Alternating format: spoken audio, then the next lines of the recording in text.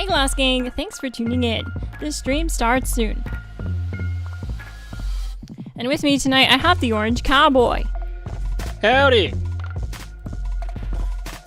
Howdy, Orange. Gotta get these dailies going. get them out of the way. The dailies.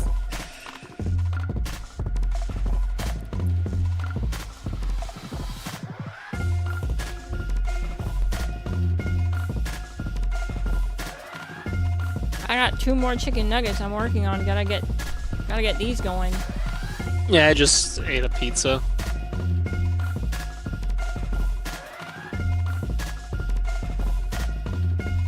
It'll hold me over.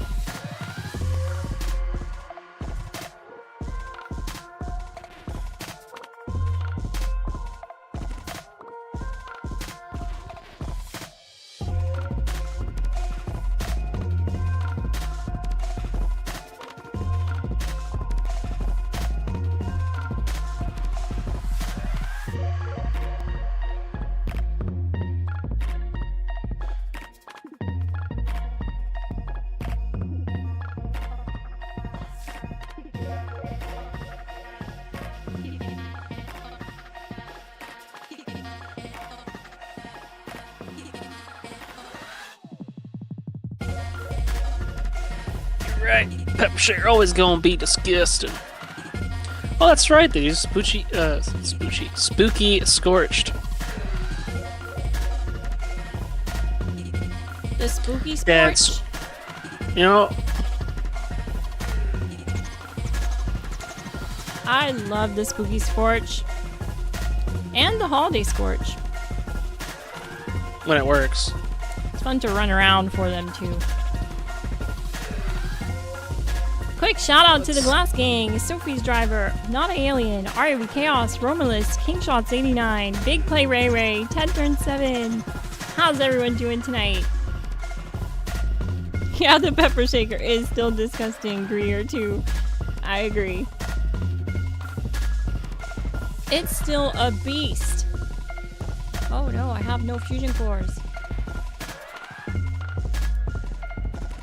Every time I log in, my tent skin is different. Oh, that's so annoying. Yeah, I don't know what's up with that.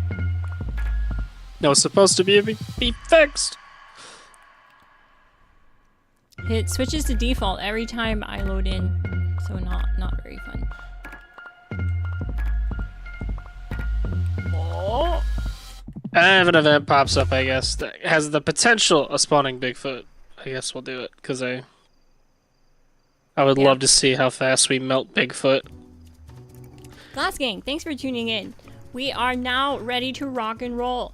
Tonight, what's on the menu is we're doing a World Boss Drive-By with the Pepper Shaker build on the channel. If you missed it, it's an infinite VATS Pepper Shaker build capable of sub-minute solo times, around 45 seconds when you're really fast at it. It does take some practice to get those times, but I can routinely get it under or sub-minute pretty effortlessly with the minimum buffs, and the full build guide is linked in the description below.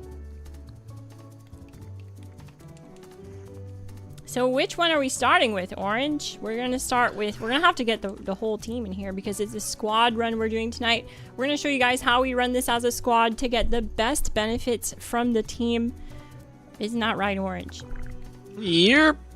I gotta make sure I pick up the pepper shaker out of my stash. I'm bringing the big guns again. Whoa.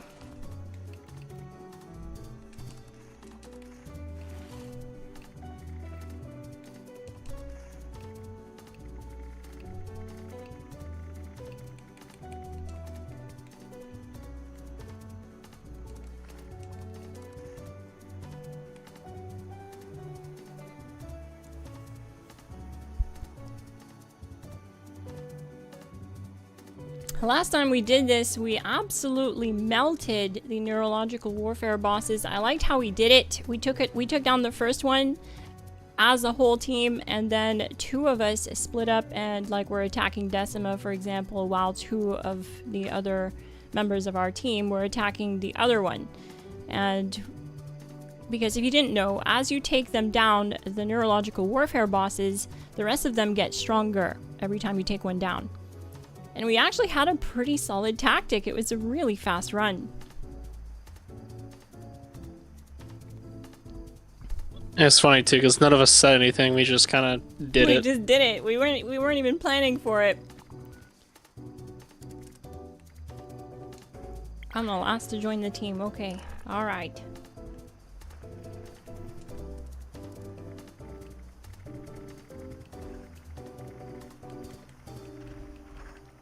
Oh yeah, gang, like, subscribe, all that stuff. You know what to do.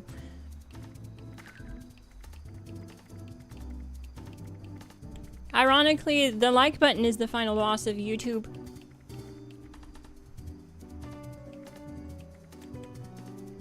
There it is.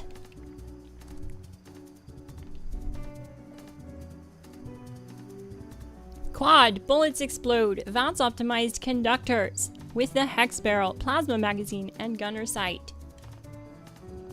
That's what we're running. Howdy. Hello, hello, Lucid, thank you. Oh, GG. Shout out, Whiteout. Thank you for the Lucid mods. And that would have came from someone in the GLASSGANG, I think. Krieger Fever. GG. Thank you so much, Krieger Fever. I needed them. I'm still running around as a ghoul with aristocrats. It's honestly fine. Like, I'm so tanky, it's not a problem. But we could squeeze out more tankiness with Lucid. Because I don't really use this build to farm Eno 6. I don't farm Eno 6 anymore on this character. It's really just snake farming for me. It's not right, Orange. Yep. Once you get to a certain point in your raiding career. Alright. So we're gonna start with... Oh, I still need to equip my gun. So many steps to this. And I'm a feral cat tonight, apparently.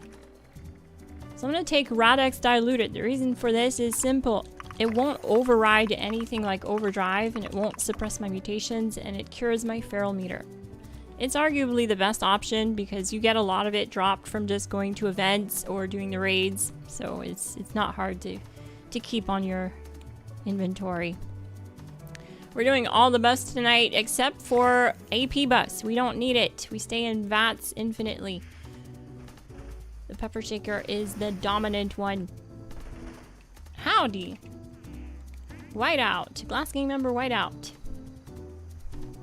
You were chosen for tonight's experiment. We almost got 10-second times the last time we did this on the snake. We got 11 seconds as a team of 4. Pretty epic.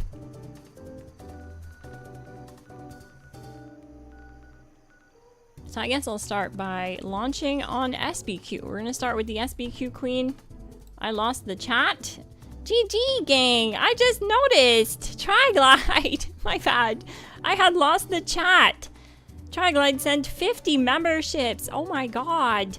The whole chat is memberships. Everyone got a membership because there's 36 viewers. That's amazing. GG. And a $100 super chat. Oh my god. Triglide. Thank you. That's so kind of you. So supportive. 12-month GLASSGANG member. Triglide 103. GG.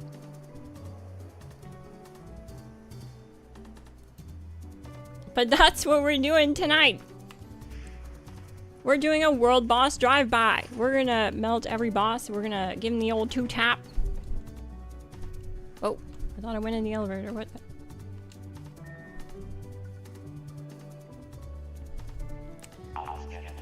If you don't know what that is, that's what it looks like.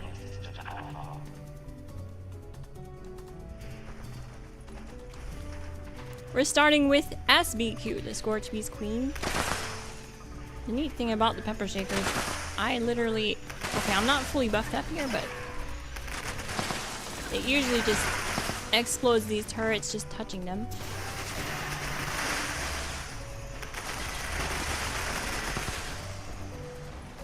It just wrecks the robots down here.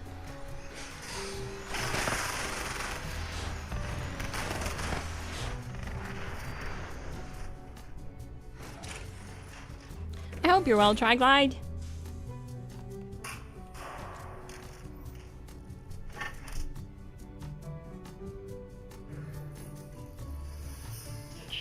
Oh, where are my banners? Everyone who received a GLASSGANG membership, you now have access to GLASSGANG only content for the next 30 days. You'll also see our name on the official GLASSGANG roster, and you'll have access to members first content on specific uploads that have members first.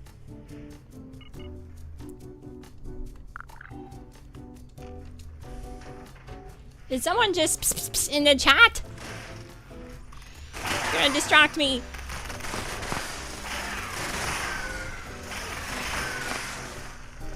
Correct, clankers. Oh, I gotta make the key card.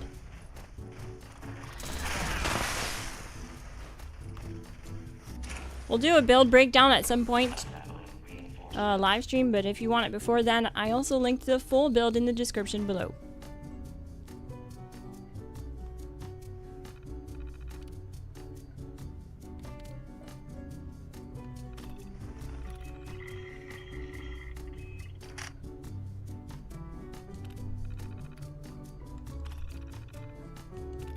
Oh no!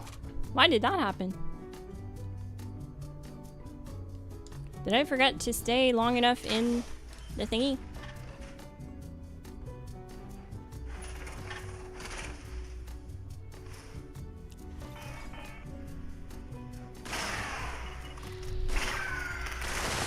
Check my PayPal. I got a PayPal? Didn't know cats could have PayPal. Okay, I'll check, Try Guide.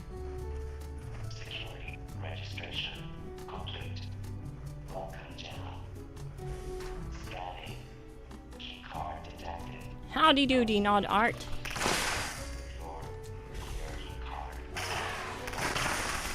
I want to do a poll too. I like doing polls. It's a fun way to connect with my audience, figure out what you guys are doing in the game, where you're at, how you're doing. So let's make a poll here. Let's take a minute to make a poll. Oh yeah, don't forget to hit like, subscribe, all that thing, all that, you know, the things that need doing.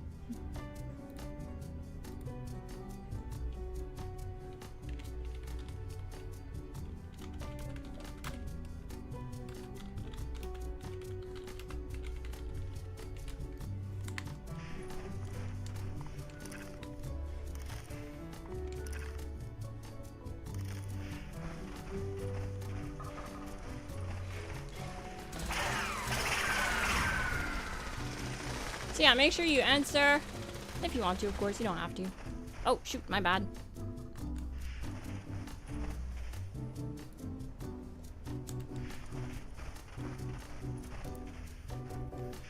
King Shots with the 10 gifted memberships. Thank you so much.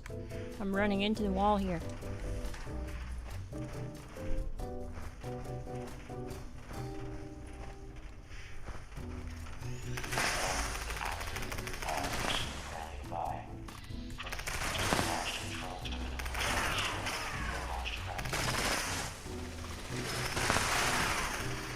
It just melts the Assaultrons like crazy orange. Yeah. It puts a smile on my face every time I'm faced with an Assaultron because I know, like, it's just gonna cut right through this. The bullets explode, especially once you have the adrenaline going on. This thing is insane.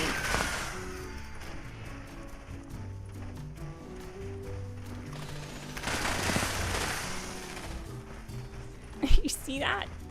Crazy.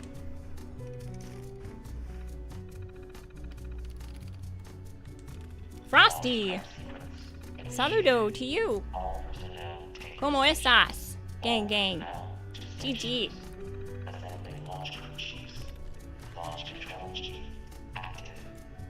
So yeah, we're gonna start with SBQ guys, so be ready for that. Dark Vids, GG! Dark Vivids, I mean, GG. It's a fun build, isn't it?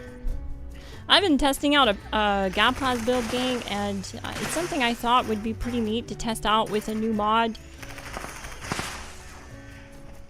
But it's just kind of meh. It's a situational thing, basically. Sniper's mod. It actually is pretty neat at range. It makes the Gaplas feel really strong at range. Especially if you're just like running around doing events with it. But it falls short at boss fights. It's an additive buff, so it's not that impactful. You're just better off running Furious.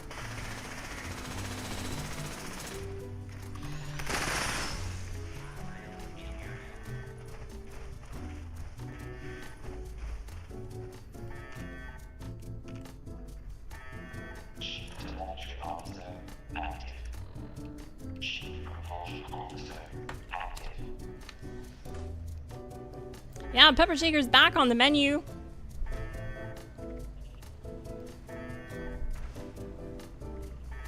I think we're good, gang. I don't think we'll ever get a Pepper Shaker nerf, because I don't think the devs have unlocked the Pepper Shaker yet.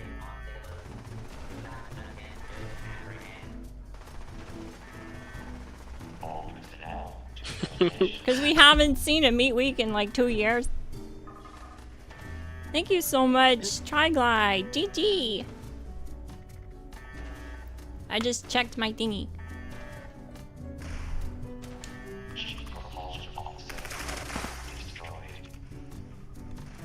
Oh shoot, I lost one of the bots. Okay, we gotta figure out which one that is. I would love a light 'em up paint on the Pepper Shaker, let me tell you. My gosh. That's one thing we're missing, is a bunch of Pepper Shaker like related skins. I wouldn't mind one that changes the look of the gun entirely, similar to how the handmade, you can put on like an AR style skin and make it look completely different, which is really nice. I feel like they should do that with a lot more weapons. It would honestly make for a lot more possibilities with your character look.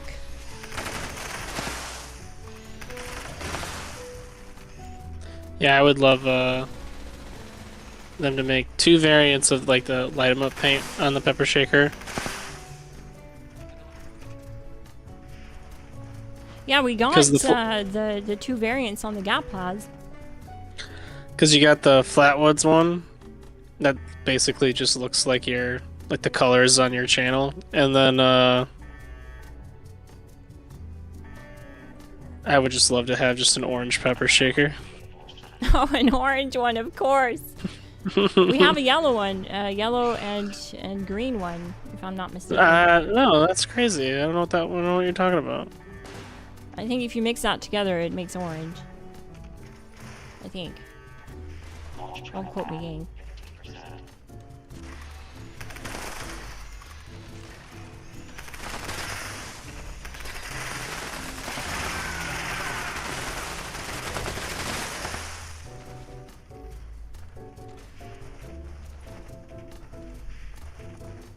Aw, man. Triglide's already out. Oh, Triglide!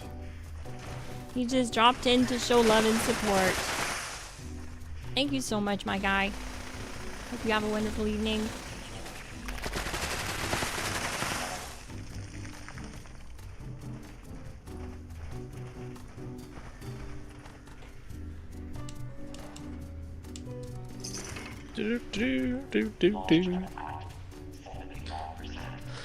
Found a couple of spooky scorched.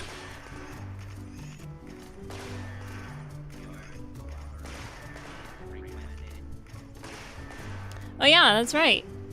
We're gonna speedrun SBQ when she's gonna spawn Spooky Scorch. Typically, we would try and milk it as long as we can.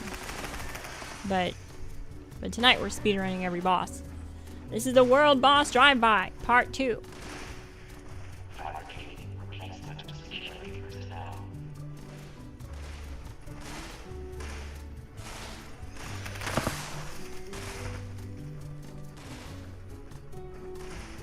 Oh yeah, the Flatwoods skins are nice. I have the Flatwoods monster skin on my Alien Disintegrator, and it's so neat.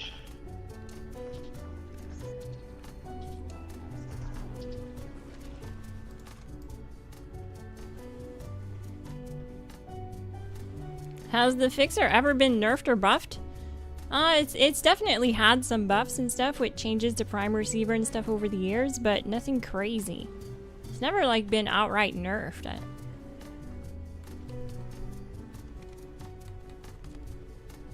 827. 85 065. Oh no! I messed up. That's the wrong code. I just put in the code for Alpha and I'm at Bravo. Shoot. Yeah. Nailed it. I know, right? I had one job. 8305 0020.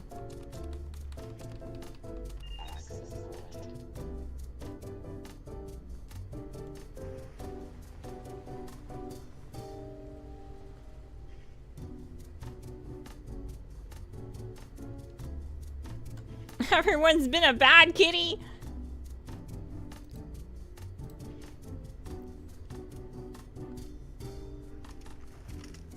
That's funny. Well, sometimes you gotta keep it real, and sometimes that means you gotta be a bad kitty.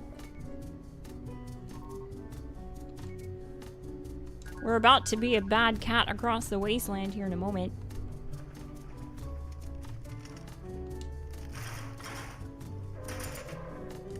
Cats are bad with codes. Yeah, I agree. You caught me, gang. Caught me in 4K. I gave us the rads, so we'll be fighting SBQ in the rads, gang. Oh no, I'm in the noob zone. Ooh.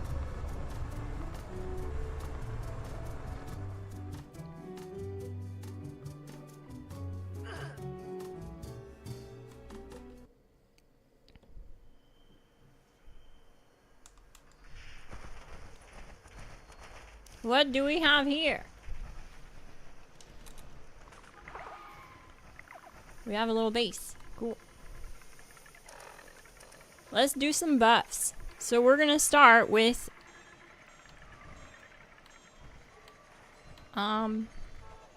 Big Guns Bobblehead for 20% more heavy gun damage for 2 hours. 2 hours because of a perk card. It's usually 1 hour.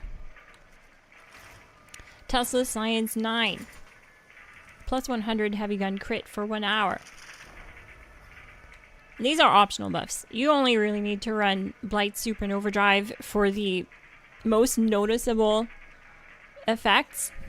Those are the minimum buffs that I recommend.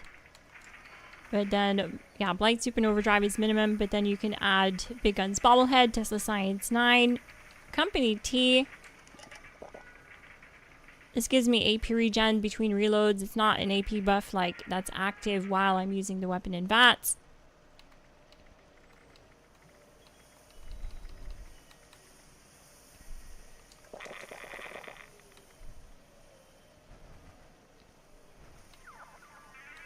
And Big Susan Sudin.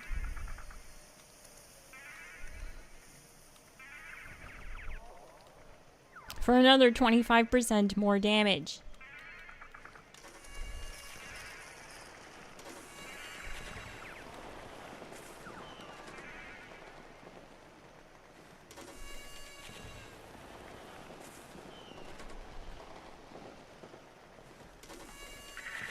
What about a pepper shaker transition into the look of your power armor?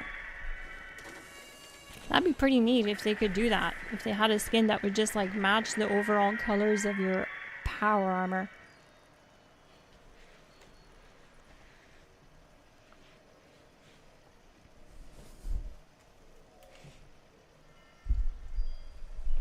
Hang on, let me get repositioned.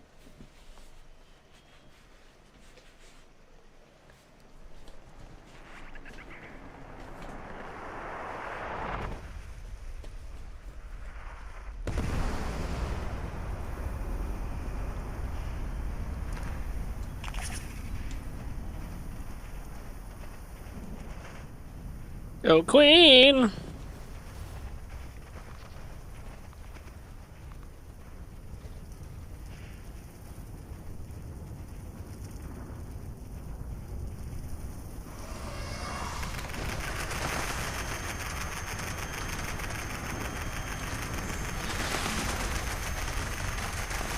Oh my gosh. she is getting melted.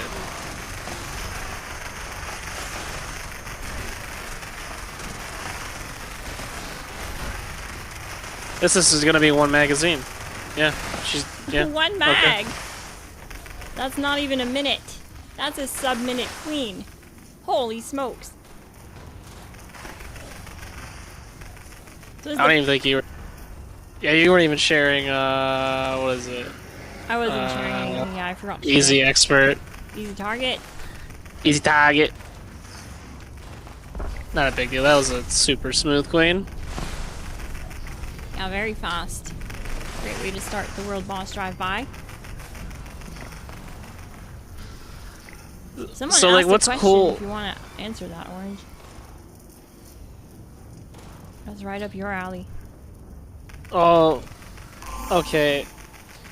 This is like a super common question with like the plasma versus laser. Plasma is significantly better. So in the Pip-Boy and like on the bench and stuff, it tells you that laser does more damage, but that's not actually true in practice. There's a couple things that are happening like beneath the surface of the game. I think plasma just has like a totally different damage calculation, and due to how it's being calculated for all plasma weapons, not just the pepper shaker, it's doing significantly more than laser. Laser's probably doing about like 40% less than what plasma's doing. It's quite noticeable. Oh, wait a sec. This is the wrong armor set, too.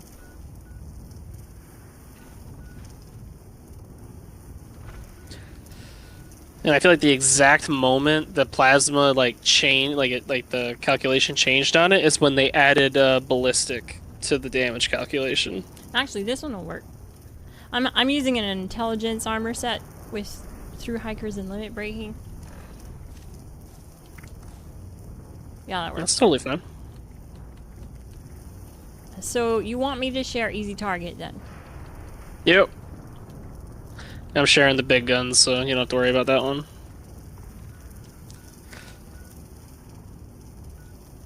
It's like this way we're not missing any damage. We got all the damage. But that was awesome. A sub-minute queen. Yeah, that was really awesome. The really cool thing that to call out the pepper shaker, we cripple super fast. So part of the reason why the queen landed right away was all of us were firing at her while she was flying over us, and we crippled every single one of her limbs before she even landed. And when her wings are crippled, she's forced to land. So, just because we crippled every single limb on her right away, she was forced to drop to the ground, and we had a super smooth queen. And that goes for every world boss. Every world boss we're going to fight, we're going to cripple every single limb, get a ton of damage from it, and drop them real quick.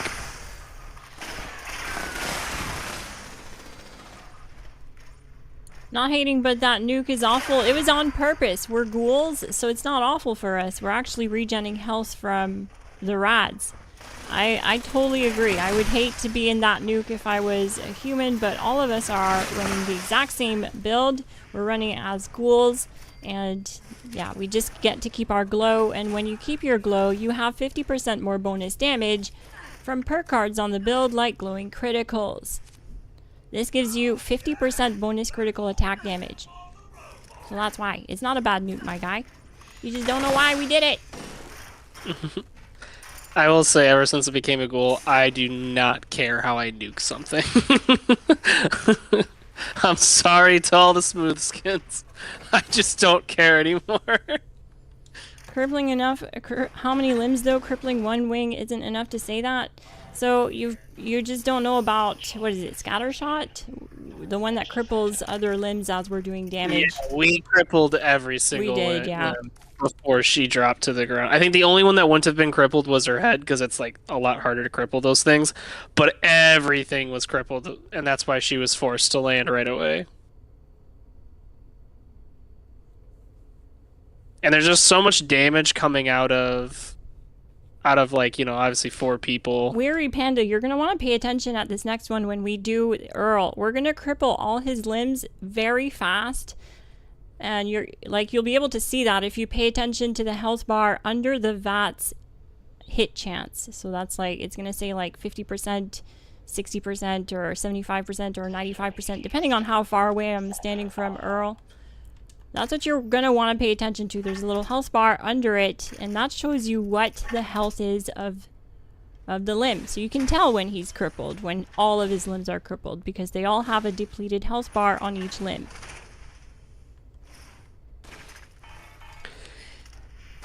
And it doesn't take long. It's part of the limb damage calculation has a lot to do with like how much damage you're doing up front.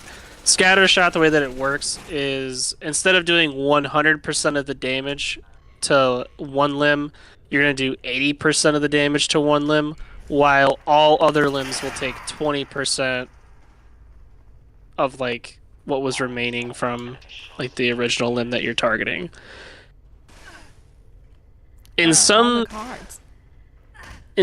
cases, you don't want to use scattershot, but specifically for bossing, like world bosses, crippling all of their limbs is the best way to get the most amount of damage. Look, I'm not even in my armor set, which does give me more energy damage, but watch this robot. Completely wrecked, one shot.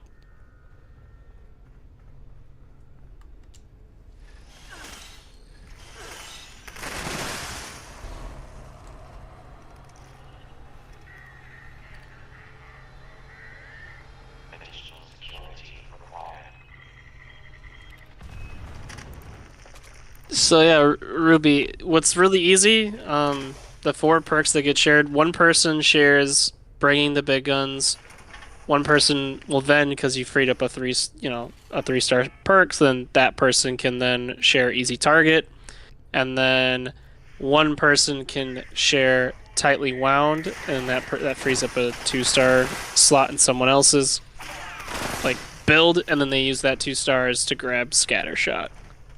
Those would be the 4 perks that you share.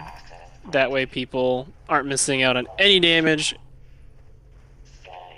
And we drop bosses absurdly quick. Weary Panda says, so how many to force her to land without scattershot? Yeah, I know the crippling mechanic. Then you would know that you only need one person to cripple her wing. You need both wings crippled to force her to land. Once both wings are crippled, she will land. You can cripple one, and it'll increase the odds of her. Like it'll like slow her down or whatever. Yeah, but I mean, like you once just need one all are person crippled, crippling her limbs, or just like her wings. Just one person can do that. Oh. Well, we're all passively doing it, right? Because that's what scattershot's doing for us. You don't need the whole team, is what I'm saying, right? No. Just in this case, passively the whole team, while we're shooting at the head, is also doing damage, like limb damage to the wings.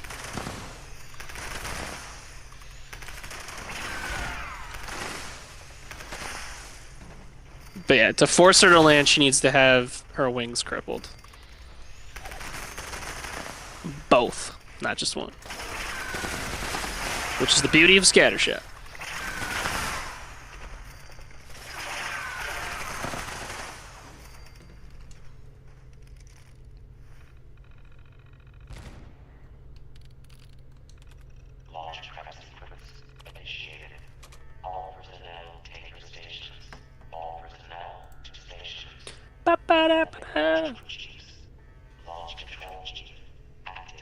So nice. I'm just so in love with this build for like the explosive part of it. It just feels so good.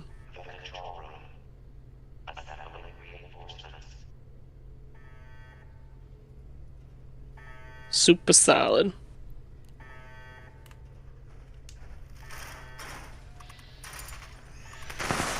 You gonna do Earl next, you said? Yeah, we're doing Earl.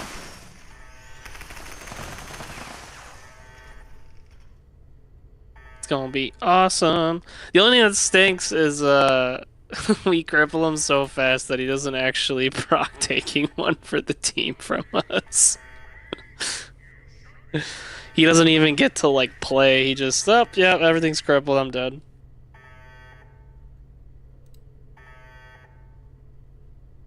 Yeah, it's been just absolutely awesome to see how this build is operating.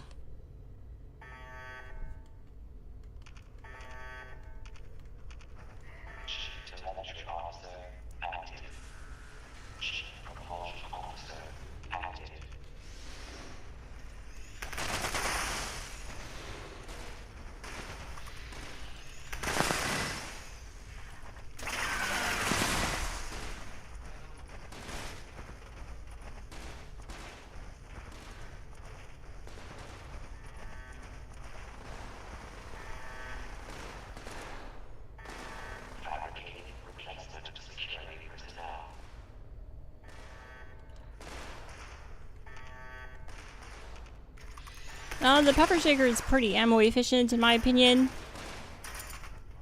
I find it's always going positive. Yeah, I never have to farm ammo for it. Especially in raids.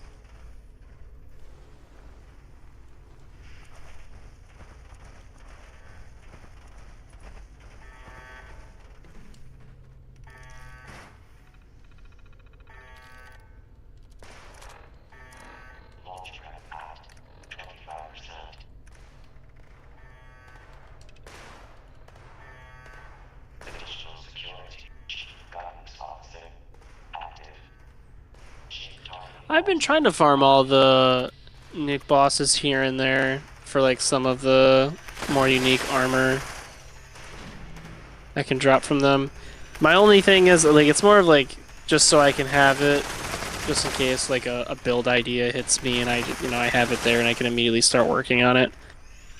But for the most part, a lot of that unique armor doesn't really pique my interest. Like I know Rage for a little bit people were like super hyped about, but that seems like that's kind of died down quite a bit.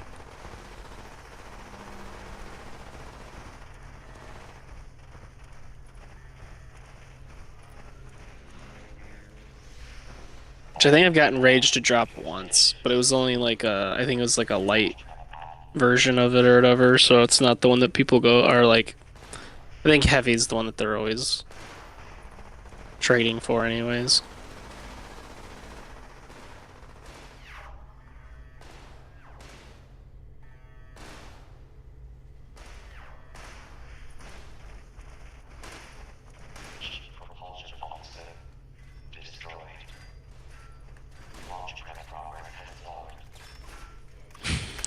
That's true. I will say the weapon that I probably definitely use all the time, talk about all day, every day is the pepper shaker. That is very true.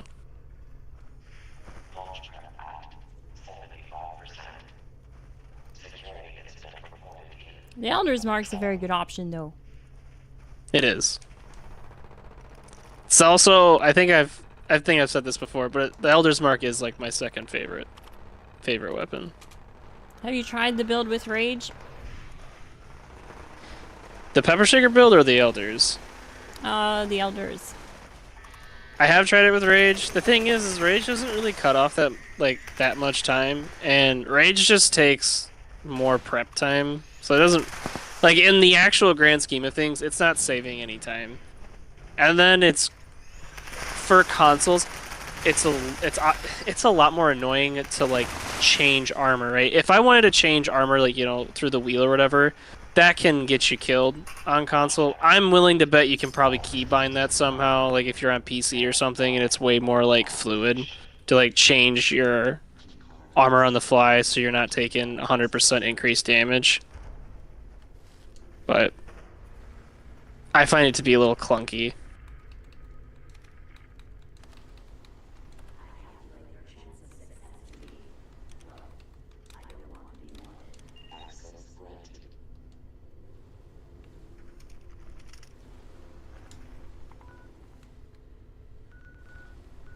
It is funny. You see people like shooting the ground, like the Thirst Zapper, building up the rage stacks. and they go in and fight. Get that increased damage.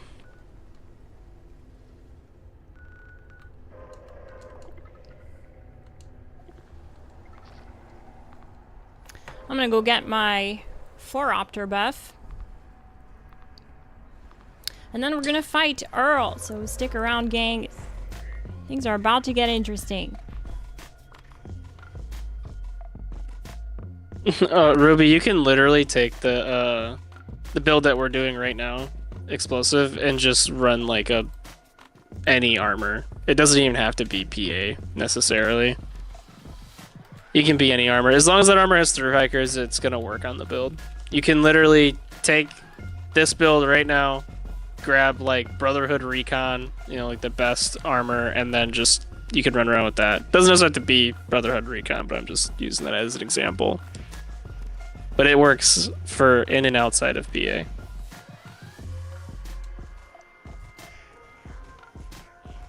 Tonight we're doing a world boss drive-by, so every time we do this, we go up against every boss, including the raid bosses. So that means a full raid will also happen. That'll be at the end, after hitting up every single boss.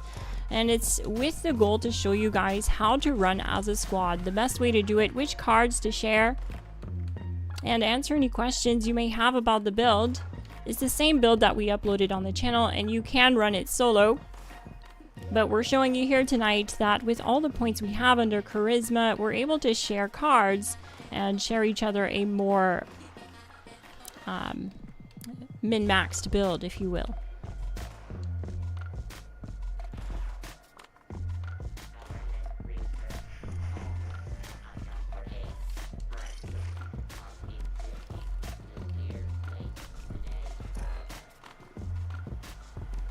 Hey J-Swim, GG.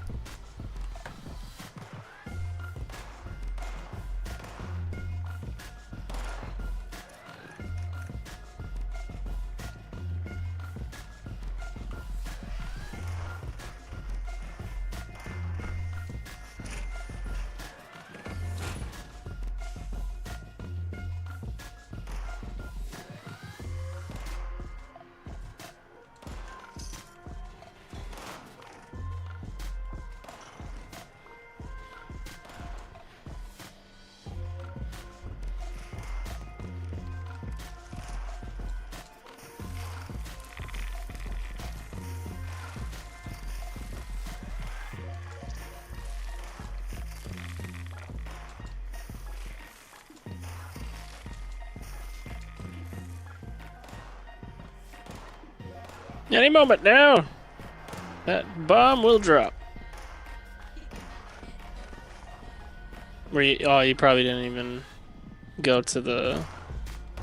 Didn't catch the bomb coming out of the silo? No, well, not for Bravo. I'll try to do that for Charlie. I have a base right above Charlie.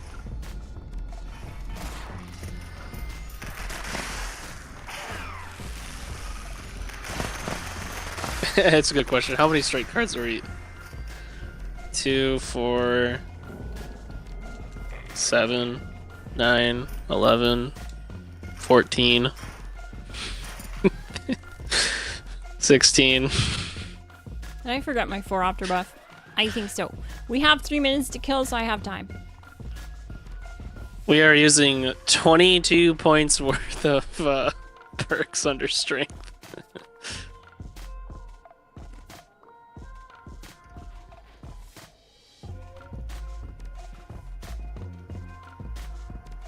I do too, Weary Pain. I wish, I'm hoping, because it sounds like they want to do more challenging content for at least the upcoming raid. I know, I think there's like it's a mixed bag for what they're doing on the PTS for like people's like reactions. I know some people like it, some people don't. And I haven't got on the PTS to experience at all, so I have no opinion on what's going to happen there. I don't know if that's going to be challenging at all. It's one-shotting you, basically. Even if you have 4,000 energy resist, a little Assaultron laser turret will just one-shot you on sight.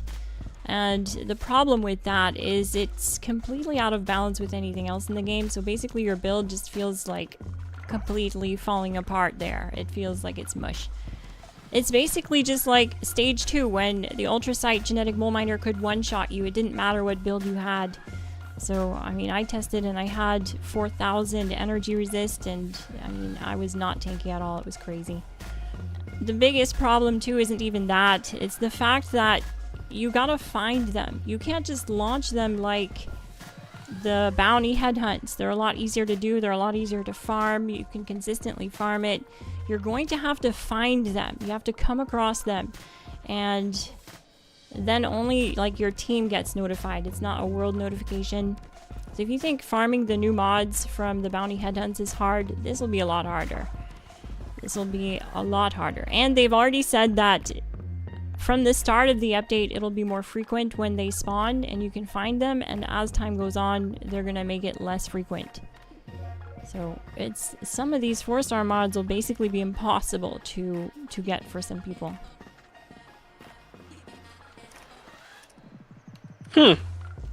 Well. Yeah.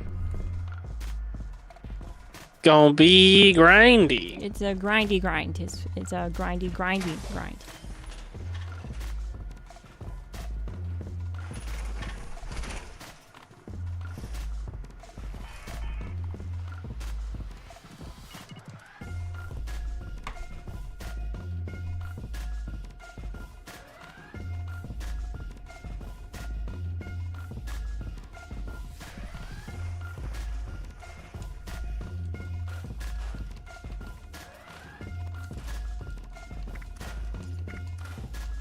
It is crazy though that like an Assaultron just one-shotting.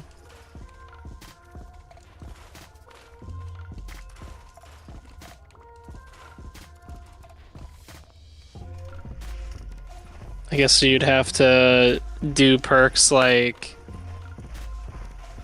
oh, what's that one called? That absorbs electrical absorption. To try and give yourself like the best chance of survival in that case.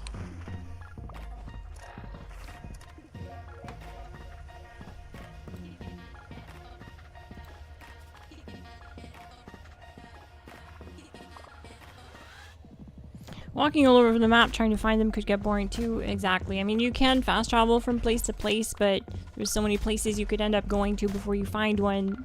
You know what I mean? You're just going to spend so much time in loading screens.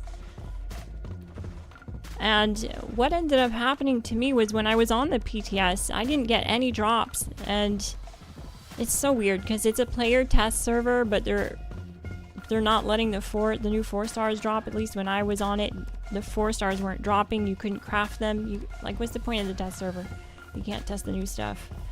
I just feel like it's a tease, and the PTS isn't player tease server. It's player test server. So I was a little bummed out.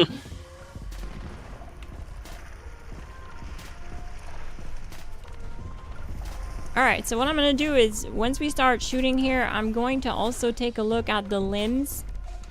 I'm going to cycle through the limbs as we're shooting at Earl here, so that you guys can see like when his limbs cripple. Look at that. Look under VATS accuracy. All his limbs are currently crippled. The torso is about to cripple. It's all crippled. He's already fully crippled.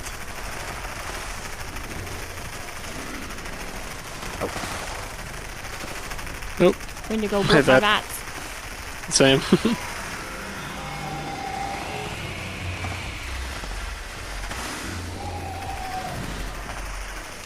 Goodbye, Earl.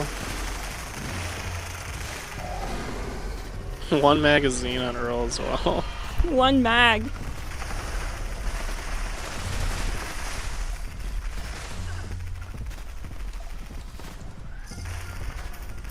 Nice.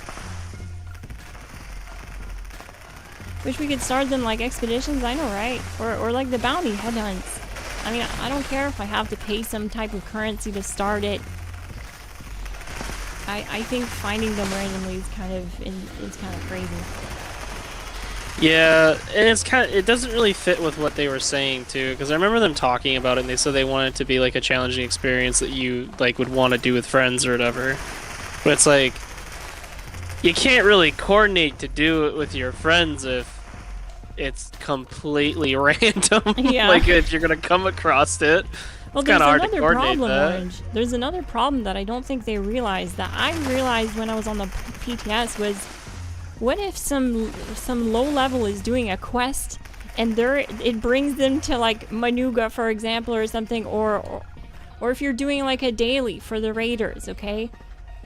And she sends you to, this is a very common one, Valley Galleria, to find vacuum tubes as a daily for the raiders. You know what I mean? This is a common thing that happens when new players are doing, you know, these dailies. They're gonna come here, for example, and instead of it being the Scorch that they'll have to fight, they're gonna have to fight a one-shotting Assaultron. Like, it doesn't make any sense. What if you're just some poor noob that happens to be doing a quest in that area where the infestation is? You're totally screwed.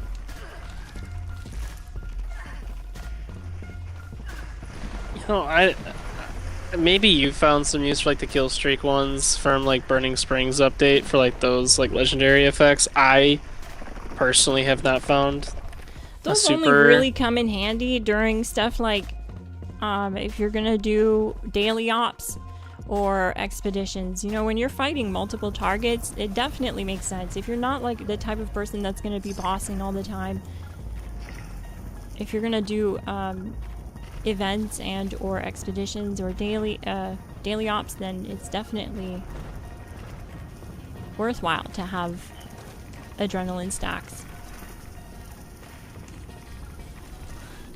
Anyone get a rage drop? Anyone get lucky? Nope. I'm saving up these Wendigo sacks though to make some. I keep just scrapping his stuff because I'm like, I don't know. I don't see the point in me having liquid courage for him anymore.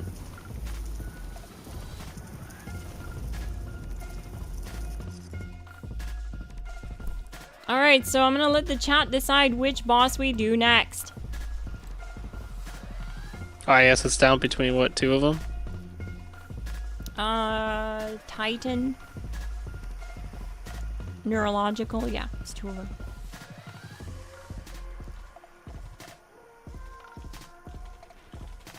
Suppose you could repeat one too.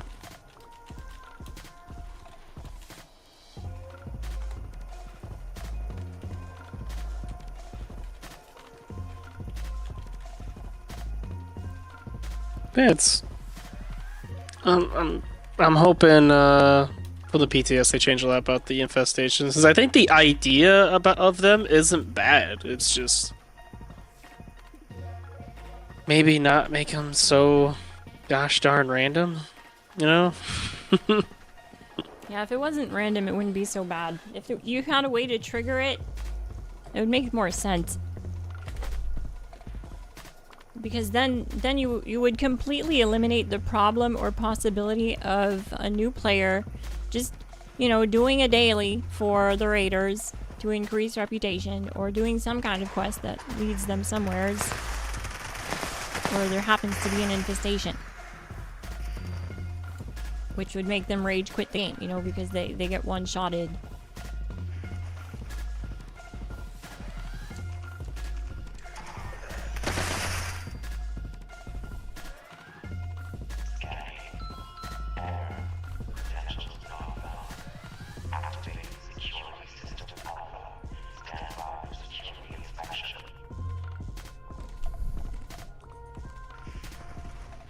Well, I'm gonna give you a little trick, Madi Podeline. Check this out, okay? If you look at the bottom right of the screen, this is one thing that I see a lot in my comment section. People are trying to figure out how we're getting so much damage out of the pepper shaker, because when you look at my pepper shaker, it shows 42 times 8 and 38 times 8 under damage. And then when they put the build together, it ends up looking like this.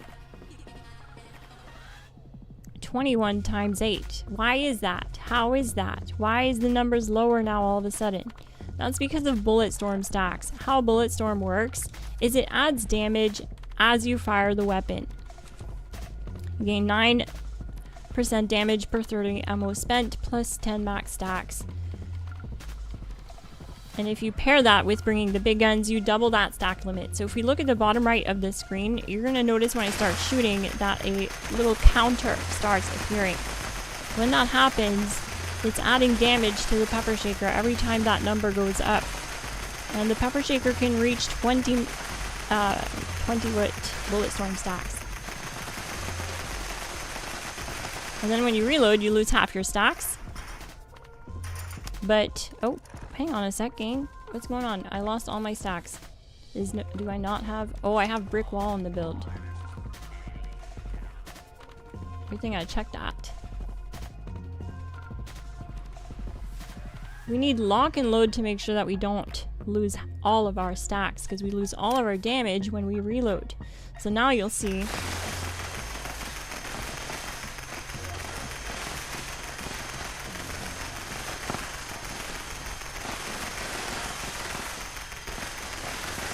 we reach 20 stacks, and if I reload,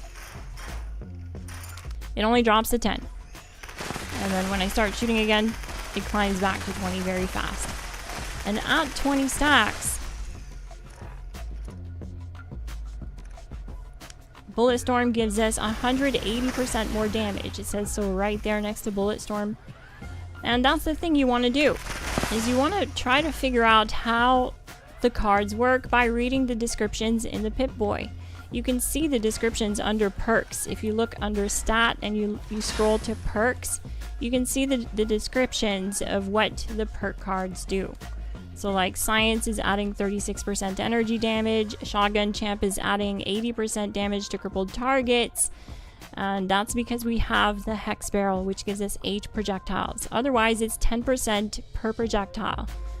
So that's just something that the pepper shaker can dip into. But yeah, you want to check your perk card section in the Pip-Boy. It will really help you understand what the perk cards do.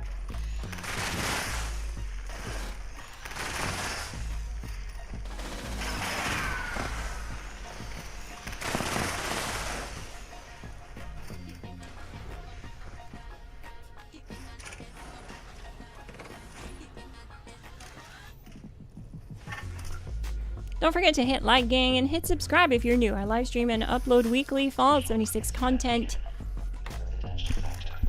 You'll also find the Discord link in the description if you want to find a community to play with. And there's no obligation to join the Glass Gang to join our Discord.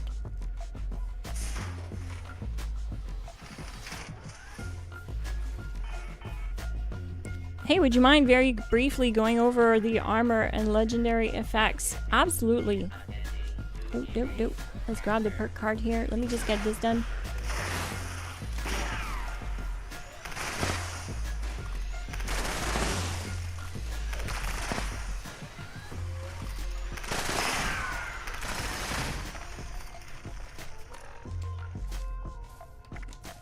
These are the perk cards.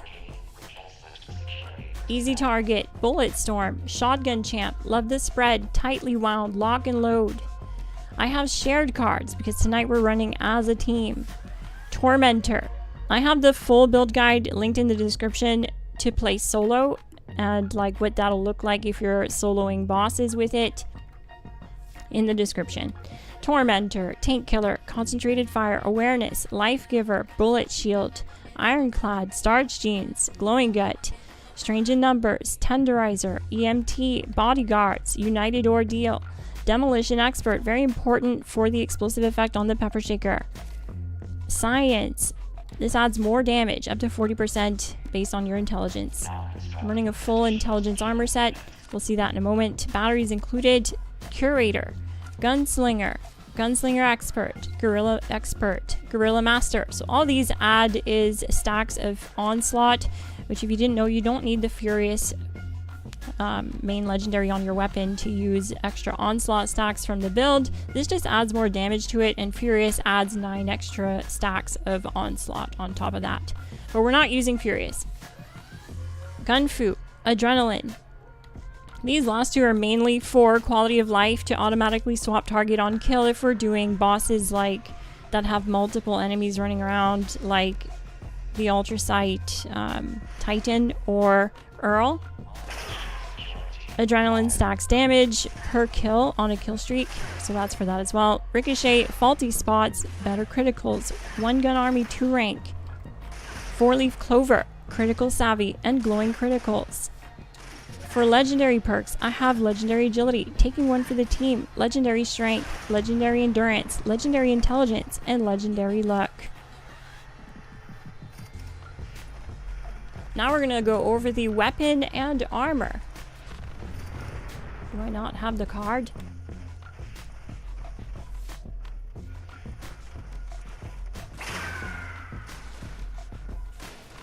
Nice. Starting with the weapon. It's a quad. Bullets explode. VATS optimized. Conductors with the hex barrel, plasma magazine, and the gunner sight. And a nice skin, the Spitfire skin, because everyone knows skins add skill.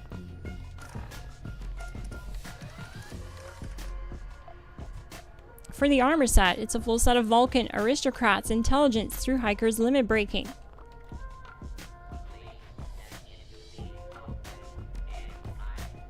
Through Hikers on the build, being on the armor means that I don't need to have Traveling Pharmacy under Strength or Through Hikers under Endurance, which opens up the build to more optimizations by just freeing up perk points under Strength and Endurance. I also have the VATS Matrix overlay for higher VATS accuracy on the helmet.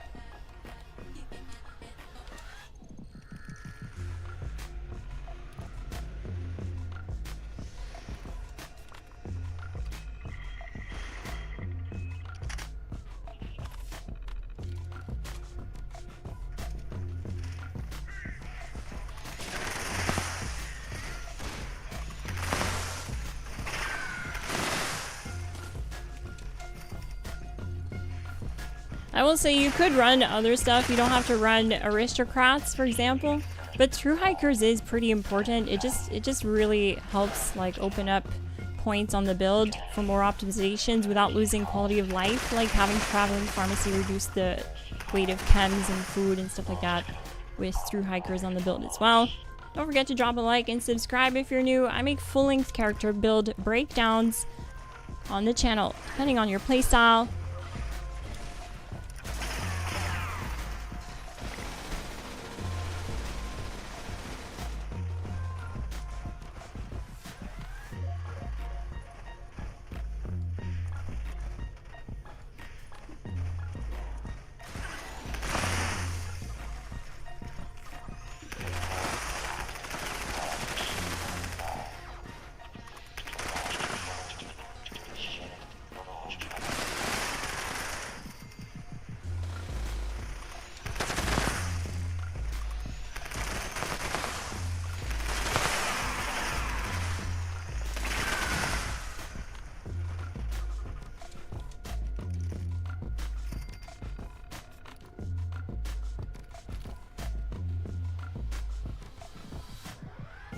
Yeah, intelligence would just increase the damage. I will say you don't necessarily. I mean, you can run whatever 2-star effect on the armor that you like really want to, right? I'm not gonna say like there's an end-all be-all.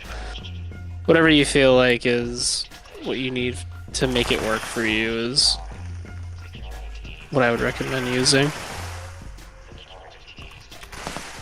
Yeah, that's right. You could use powered if you wanted better AP regen. I do use Company T, but that would eliminate having to use Company T, for example. I mean, the energy damage I'm getting is marginal. It's, what, 36% I think I saw? Which is probably like... Yeah, 36%. 7 or so percent more than what you would get without intelligence. Because you can... Yeah, it wouldn't be. It's very marginal. It's not going to be that big of a difference. And as far as like the weight reduction, I can kind of understand if you're looking for a weight reduction like under strength. Like if you carry a ton of weapons and you want to run like arms keeper. I mean, I have 385 pounds of carry weight. Yeah, there is a lot of carry weight, but just for those folks that may have like 15 weapons, because I know there's people who do that. You can swap like tightly wound out for weapon weight reduction, like the perk,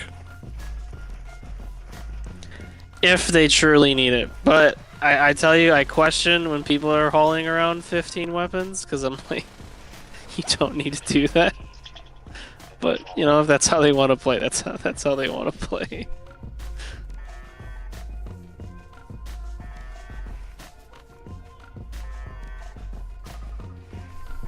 GG, Podaline. Have a great night. Thanks for dropping by the stream.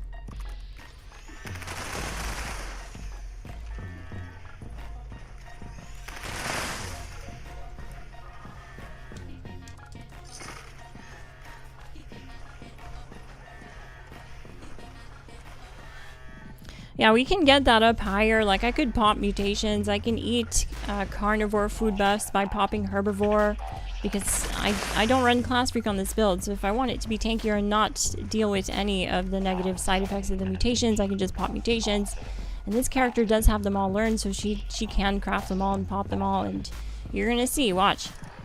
So I have 385 carry weight currently. Watch what happens when I pop mutations. Yeah, Adrenal like reaction, bird bones, eagle eyes, egghead, herbivore, herd mentality, marsupial, scaly skin, speed demon. Yeah. Where are we at? 440. So then all I have to do is eat stuff like food buffs, because now I have access to both sides of the mutation spectrum. I can eat pemmican, for example, and get +3 endurance. I can eat I don't think I have the food on me right now, but there is food I can get from my Deathclaw slow cooker thing to bring up my carry weight by 60 pounds. So then, yeah, I'd be over 500 pounds. And yeah, you really just need to like min-max your carry weight. You don't have to pop mutations like I did. I just wanted to show you it's an option. If you absolutely are in a bind and you need more carry weight. Because when you have 75% of negative mutation effects stacking against you, or 100% of the negative effects, it does stuff like reduces your max AP, reduces your max HP, reduces your carry weight by reducing your strength, your overall strength. And by consuming them, it completely alleviates those side effects, suppresses negative mutation side effects. And the herbivore mutation allows us to gain access to both sides of the spectrum. So by consuming the herbivore mutation, it now means I get benefits from eating meat. The same thing happens when you're a herbivore, or sorry, a carnivore, and you pop your carnivore mutation. You'll have access to Blight Suit. It won't give you 125% crit damage, it'll give you 75% crit damage. Still a lot better than none, especially for carnivores. They don't really have crit damage multiplier foods for ranged weapons.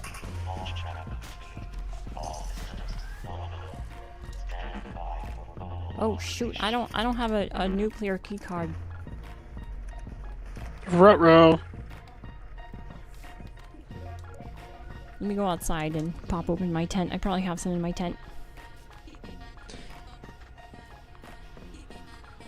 Yeah, Cowboy is running Elementalist. You could also run Endurance if you want. If you're a human, you can run Endurance and it'll give you more max HP and AP with Thirst Quencher. Weird and awesome, just like you. That's so funny.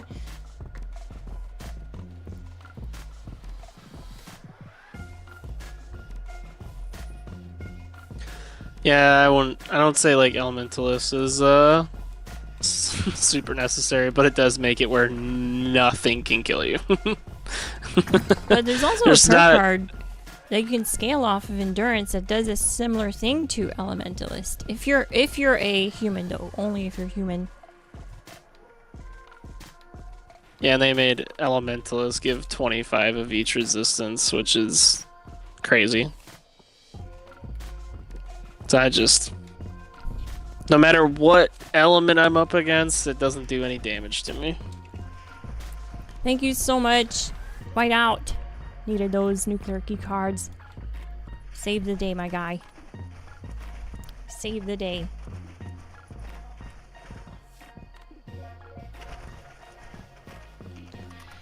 Pretty awesome. I like Elementalist. Who knows? Maybe you'll have to run it for those. It's really good for bloodied, not the snake. For the infestation stuff.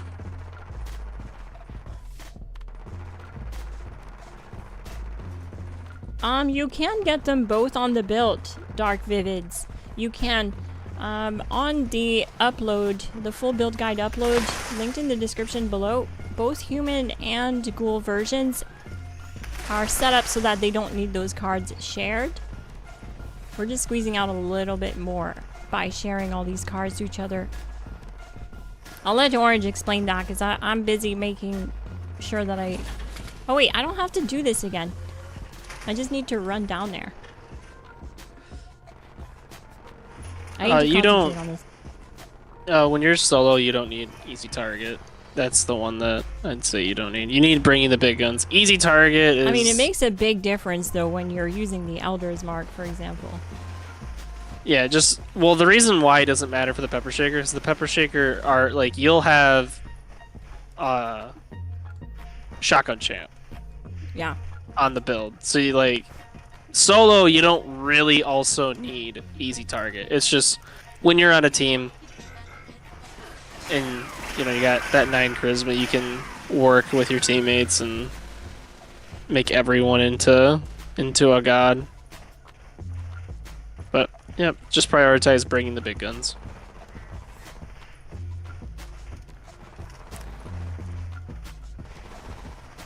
So who won?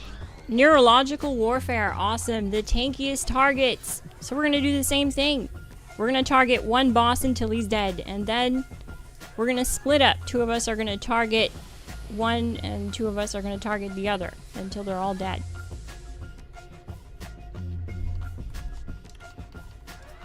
Heck yeah.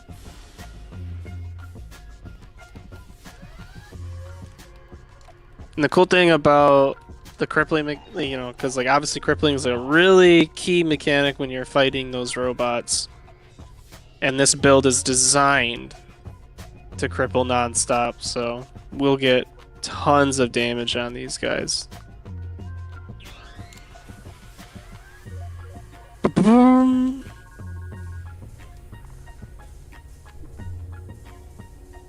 If I didn't have access to Elementalists, what would my second choice be? I think I probably would mix it a little bit. I think I would definitely probably have a couple points of powered for like just quick AP regen. Cuz like you could, cuz like, and you don't need many pieces, right? You probably only need 2 pieces with like the AP regen, really, to be honest, and you're probably good at that. And the other 3, I mean, it can be literally whatever you want. If you want more AP, go for it. If you want more intelligence for XP and a little bit more damage, go for it. If you want more carry weight, throw strength on it. You know, like, it's so flexible. I would definitely be between those 2-star effects, and it would just be based upon, you know, what I need in that situation, if I wanted more carry weight or not.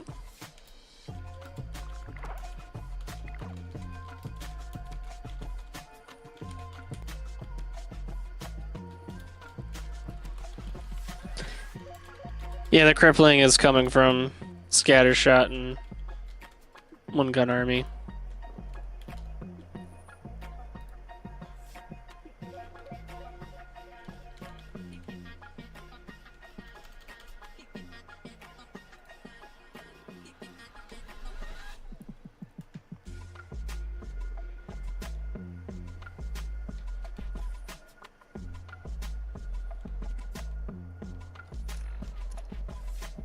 That 4-opter buff is so nice. I wish all the camp buffs lasted 2 hours. Right? It'd be so nice. That buff came out and I was like, Wait, what?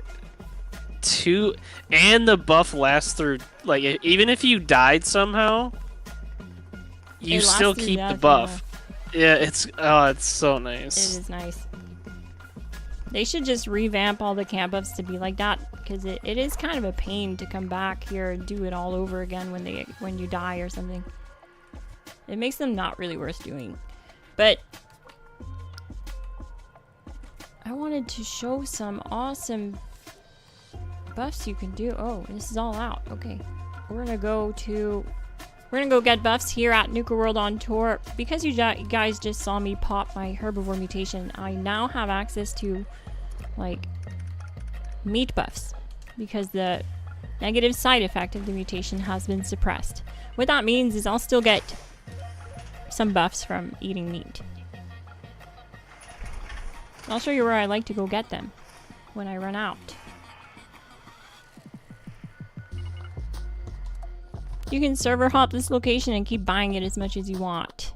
There's lots of great food buffs here that increase your HP, max AP, and your carry weight. So you spawn in at Nuka World, you turn around, and this lady right here. Fried rod roach on a stick gives us +3 agility. Fried scorpion is the same buff. They don't stack, but you can do one at a time. Carry weight, +30 carry weight. Yao Gai pastry.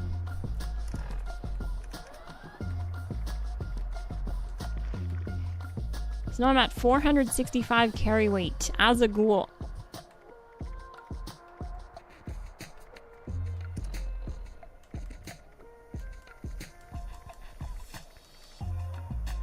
Still have Tesla Science 9 for 7 minutes. I'll refresh that right now though.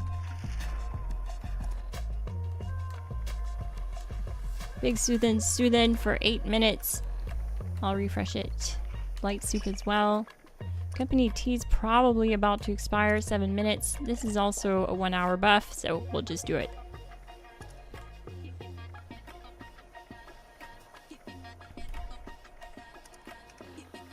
The only ones you really need to do is Blight Soup and Overdrive. They're honestly the most impactful from my testing, live streaming it, and showing you guys this is what the build does without buffs, this is what the build does with minimum buffs, being Blight Soup and Overdrive, and this is what it does fully buffed. And every single time it's always between a 5 to 10 second difference max. So yeah, from like just running Blight Soup and Overdrive to fully buffed up.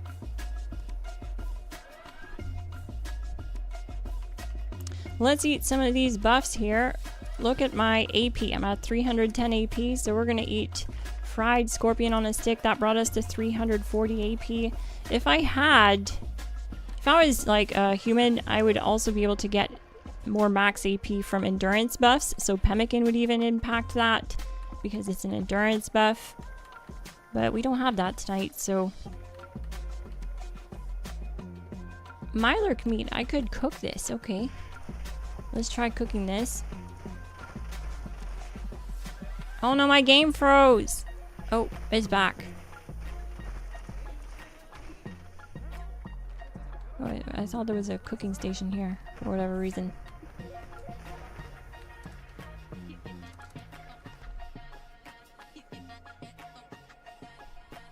Robots are gonna spawn in like 10 seconds. Is Blight Soup and Company Tea really what make herbivore worth it? Yes. Because Blight Soup is so easy to get. It grows in this section here, this whole section, this area. Actually, it grows across the entirety of the ash heaps, but I just farmed this section because there's 300 locations. It's so dense right here. There's literally 300 trees that have blight growing on them, and all it takes is Blight Soup and boiled water. I'm gonna start targeting Morta.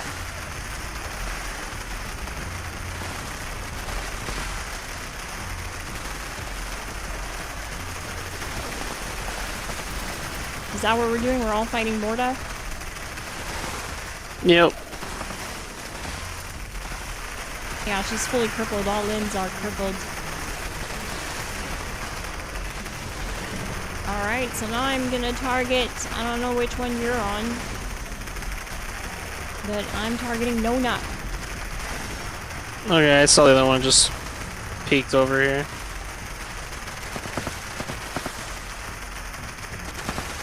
I'll be on Decimo.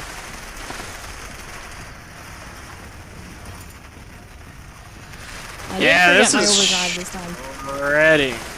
Like, shredding.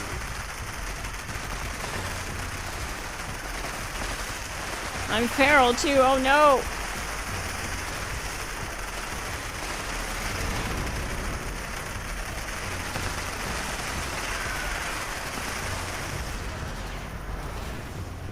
That's getting shredded. I wasn't even out there at the start. Yeah, I forgot to fix my feral meter and I forgot overdrive, but it's okay, we still shredded.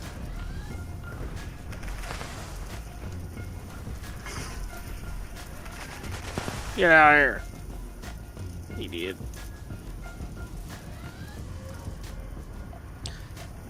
Dang!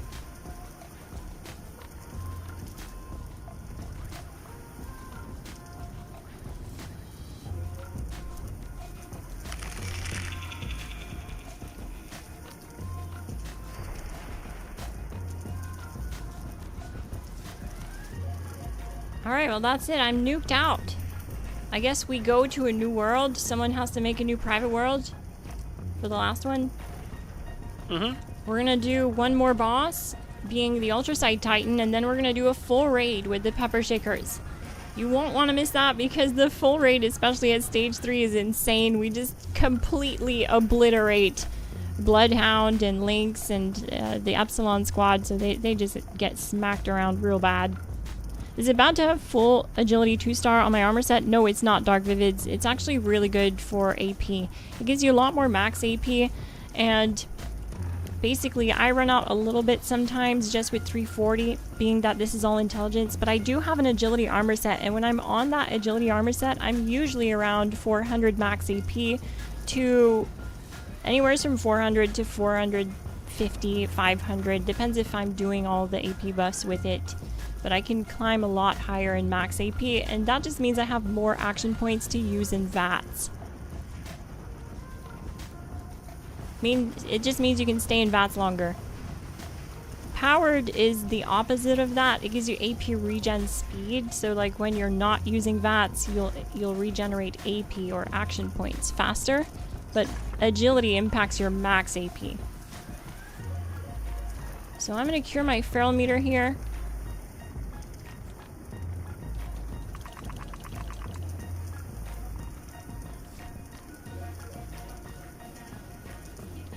And we'll wait for... Are you going to open up a new world, Orange, a private? I think Whiteout's got it.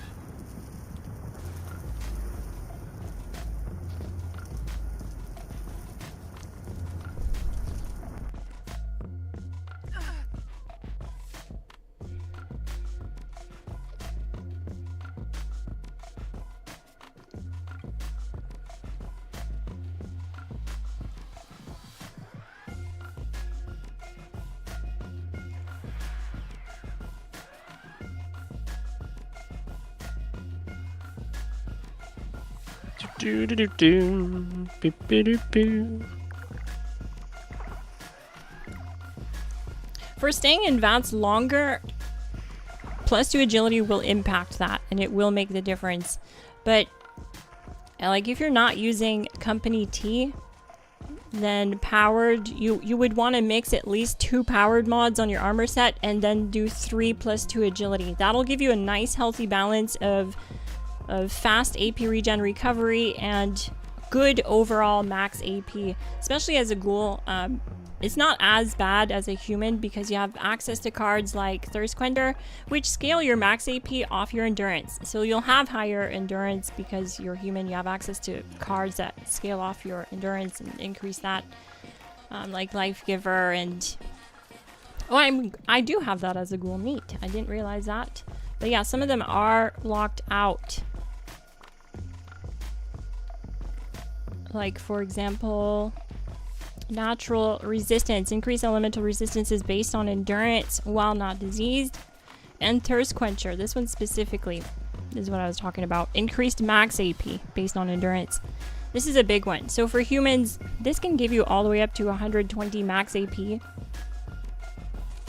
It's a really good card to have, but because I'm a ghoul, I'm locked out, so I have lower AP because of that. So it's not bad to run a +2 agility armor set as a ghoul. It's a bonus. It's a good thing. Especially for an infinite VATS build.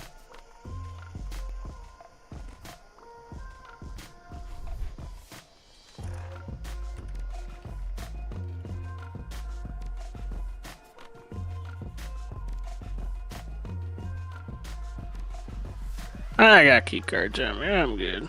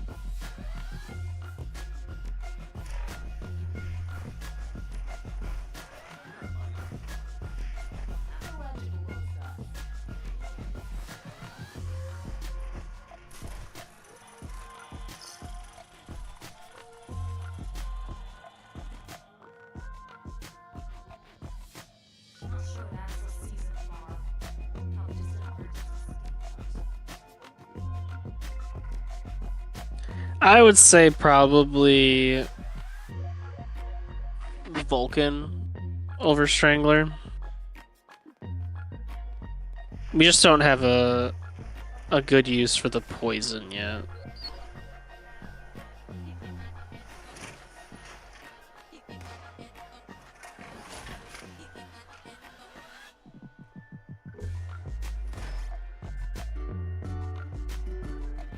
And this is another reason why you almost never see me do AP regen mods, just because you can do stuff like sitting on a piano or guitar instrument at your camp, and it'll give you 25% increased AP regen. Similar to the 5% per piece you get from Powered.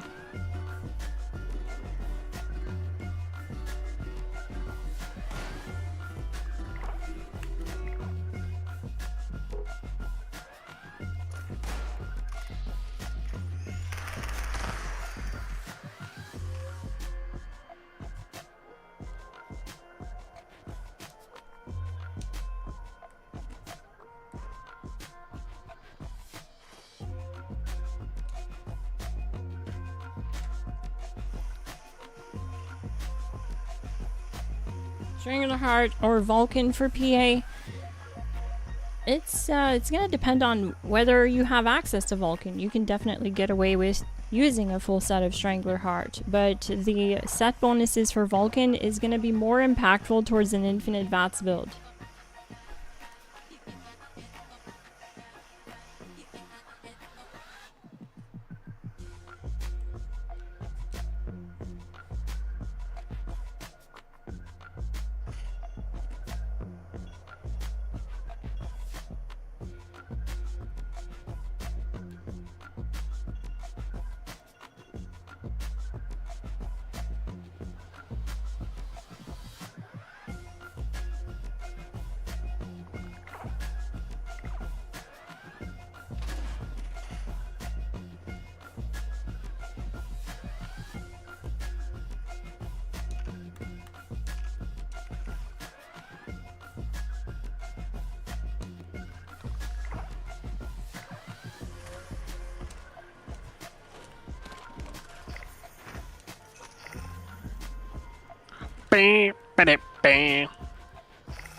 Just gotta get this silo prepared. Oh, it's the longest process. Good evening, Constantine. Yeah, it is. It is. I know I just did 3 of them.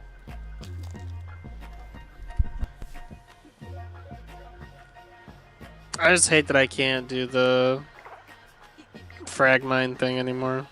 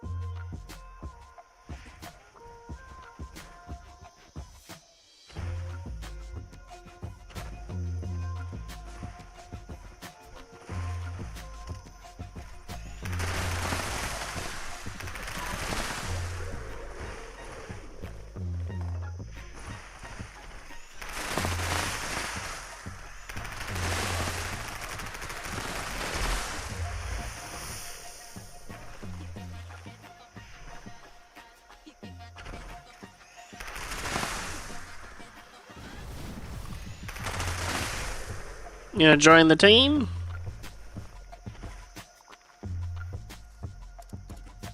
I think I'm like halfway done.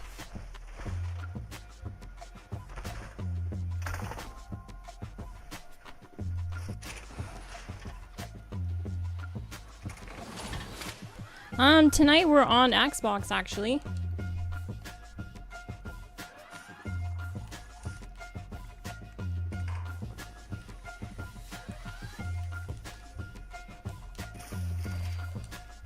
So why I just killed those anglers up here by Gnarled Shallows is because of my max AP. Like I showed you guys earlier, I can do meat buffs as a herbivore by popping my herbivore mutation. It takes away the negative side effect of the herbivore mutation, which is you don't gain benefits from eating meat. So by doing that, you'll see suppressed negative mutation effects next to your mutations. This allows me to eat meat, even as a herbivore, and gain benefits from it. So we're going to look at Poached Angler giving me another plus 20 max to my max AP. So we went from 340 AP to 360. That number keeps climbing as I keep doing buffs, obviously.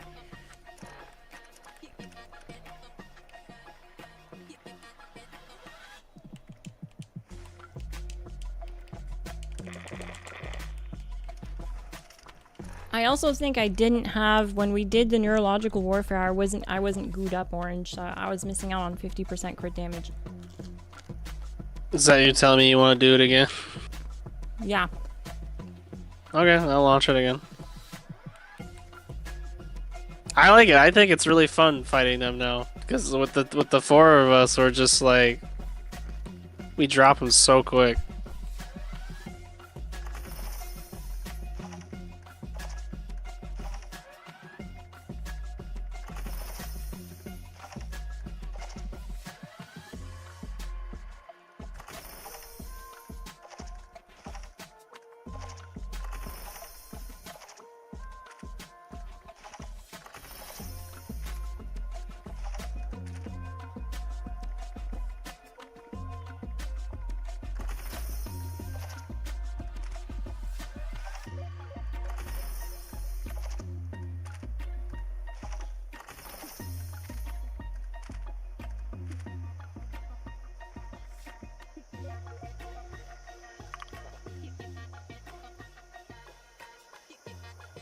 Alright. Looks like we are ready to launch. I think I have to enter in the code as well. Probably. Safe bet. I went to Bravo first.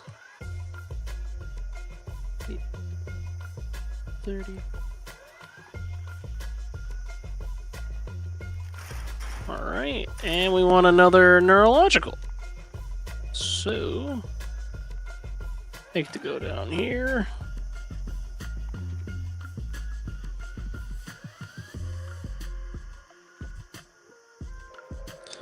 And send it.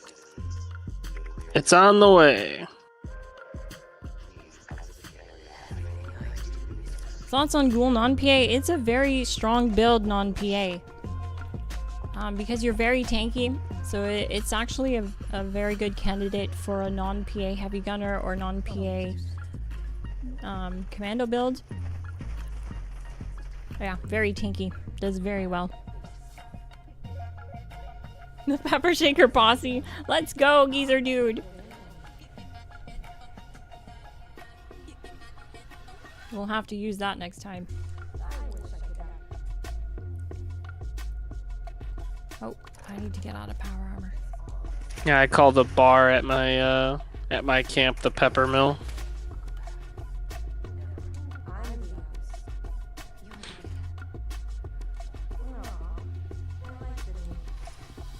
We're about to spice things up with the Pepper Shaker. Neurological Warfare.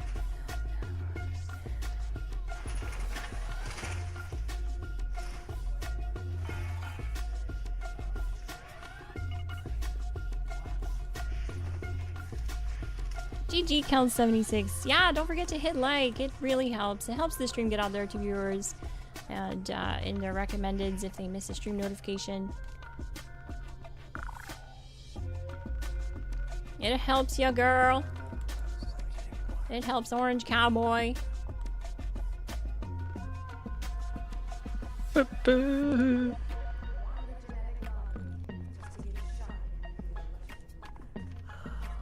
Me waiting for the nuke to drop, like...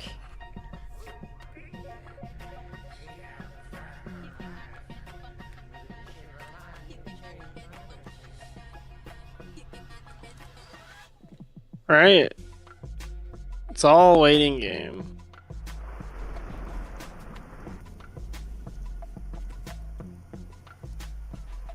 But we got it coming.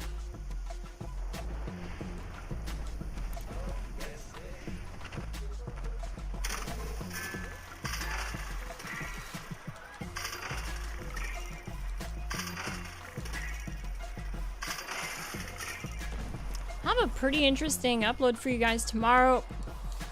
I spent the week, yes, the week, soloing the snake with Quad and Furious, and I was very selective about the clips that I'm putting in this next upload. I'm pinning Quad Elder's Mark versus Furious Elder's Mark, and the only clips that are making it into the upload are the best runs, the very best.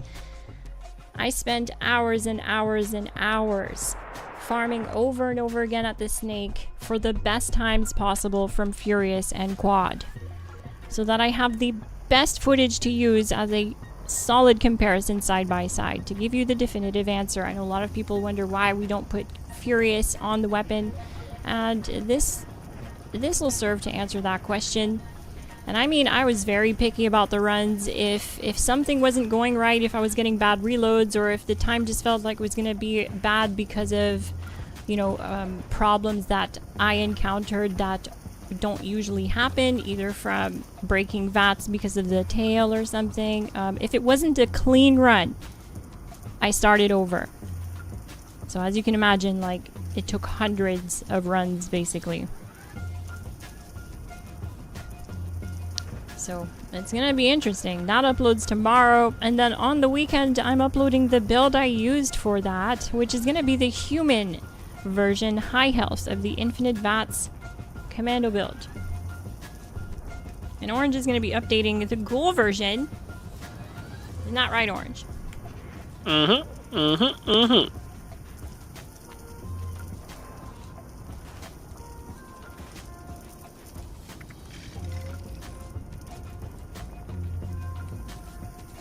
Yeah, if you don't have conductors on our setup here, you're gonna have to do coffee.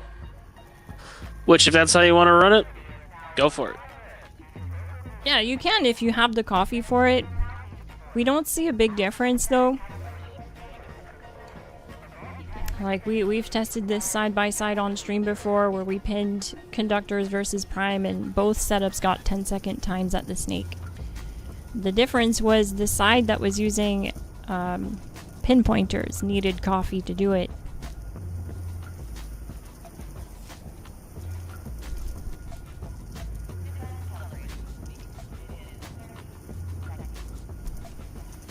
Pinpointers used to be a lot more impactful, and that's why like people were all about it. Heck, we were all about it back then. It was a 60% weak spot damage modifier. 60 or 50%, I can't remember now. I think it was 50. I think it was 50. But now it was nerfed down to 20%, and honestly, it's no longer as good as it was. Aha! Charge!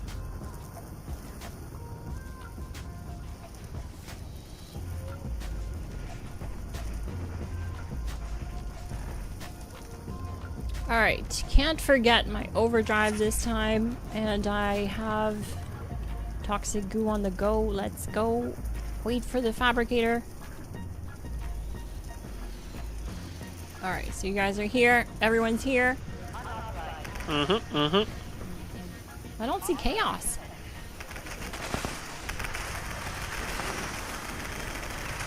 I don't think chaos is here.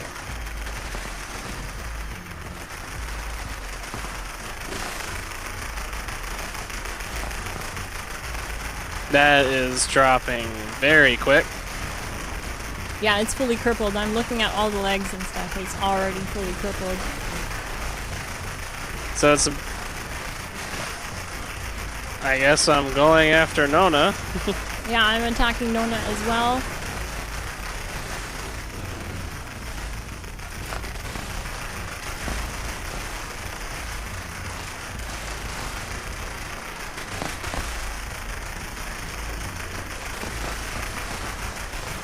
And that should be the end of Nona. And now we're going over to Decima.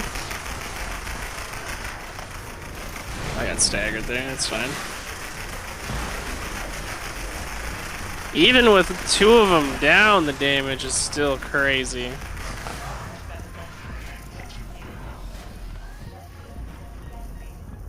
Yeah, and that felt a lot better that time being that I had overdrive. Overdrive makes a pretty noticeable difference. And having my goo up makes a difference.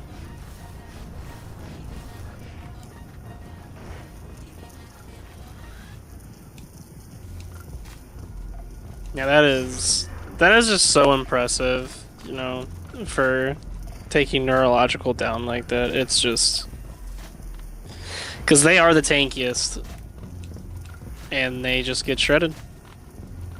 Has the shine of the Tarnished mod gone away? Well, the problem with it for me, and why I don't recommend it and don't run it, the Buddhas of Boston Sports, is I tend to run VATS builds. And Conductors is just the top tier choice for that. Not to mention, Polished is an additive buff, so it's even less impactful than Pinpointers. On top of that, you also have to watch your condition, because as you're firing the weapon and your condition goes down, you're losing the damage bonus. So it's getting weaker and weaker and weaker. That's why I don't use it. I don't have builds around it. Are you critting every other shot or every third shot? With this build, it's set up to crit every other shot. So we have a full set of limit breaking. Plus we're using crit savvy and 4-leaf clover, which means we need at least 16 points under luck to crit every other shot, and I'm at 21 on this build. So yeah, we're critting every other shot.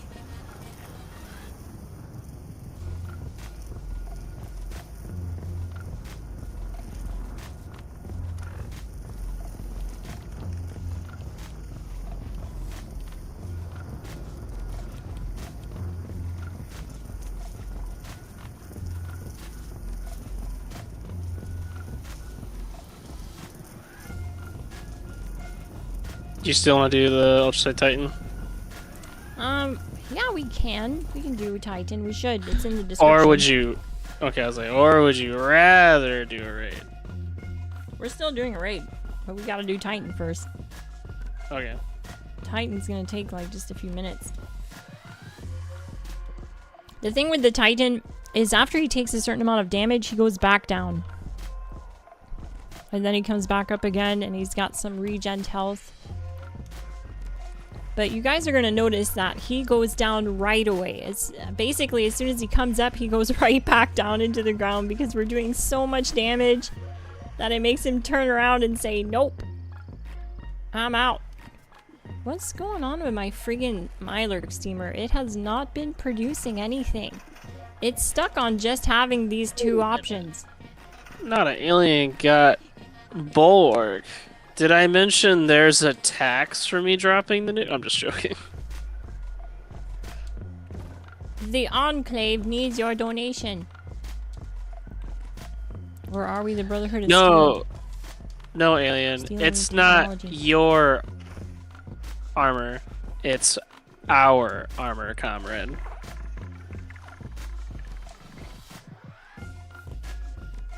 GG, alien. That's awesome. I think that's a new armor thingy. It is. You...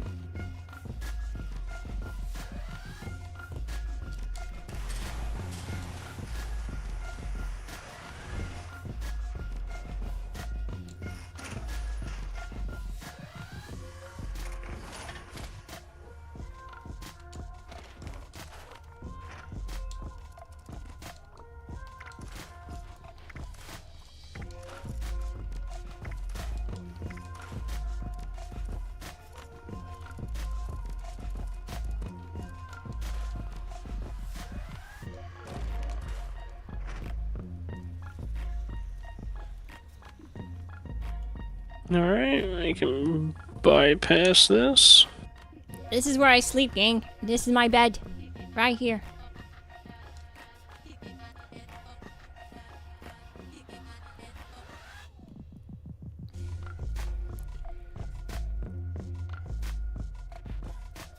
Nailed it. Getting through.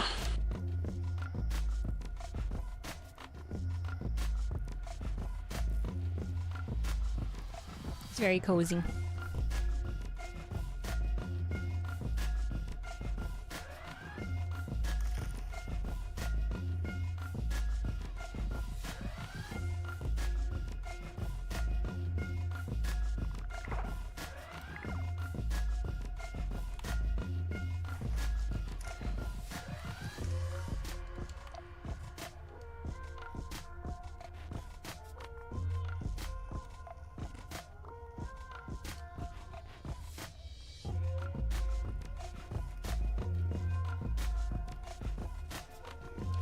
Hang on a sec. Oh, okay. I was like, where is my armor?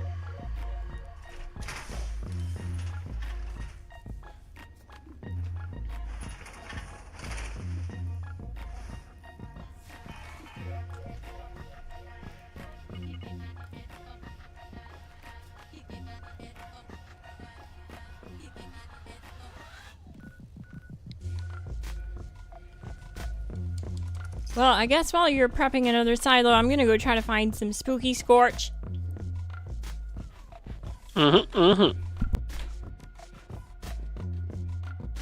Shouldn't take too long. I'm already starting.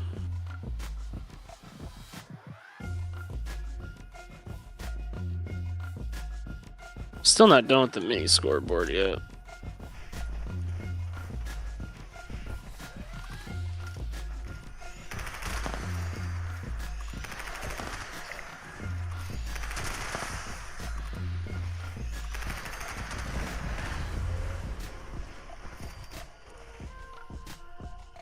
Okay, what the heck? I just shot at one scorched that was in the middle of this parking lot, and every single car blew up here at the Valley Galleria. Like every single car at the same time from the few shots I hit the scorch with. I guess area explosive damage is reaching a lot further than before, because there's no way. Oh yeah, I forgot, they actually won't spawn inside of places, so there's gonna be like basically none here.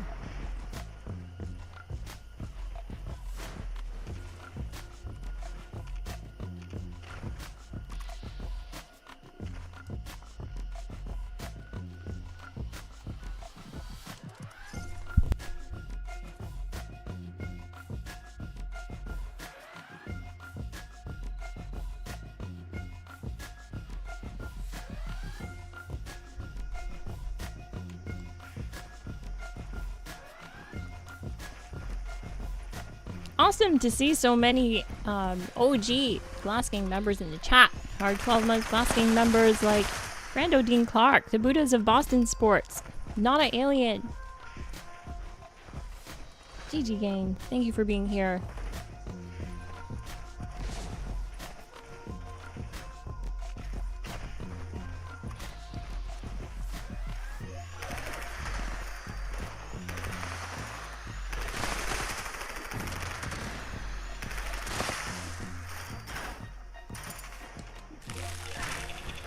At some point this weekend, I'd like to do a raid carry. Orange, possibly on all platforms. So, if you're down, if you're around. I'll be around. Yep. I'm around all weekend. Oh. So where we carry, like it would be me and you carrying 2 viewers on the team or something. And then every raid we switch to 2 other viewers or something. Yep. Sounds good to me. I'm available.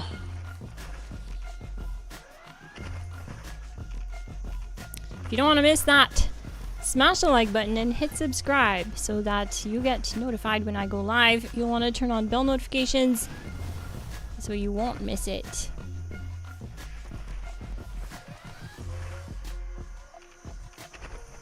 This has to be getting done soon. Wow, there's like no spooky scorch here for me. That's so rough.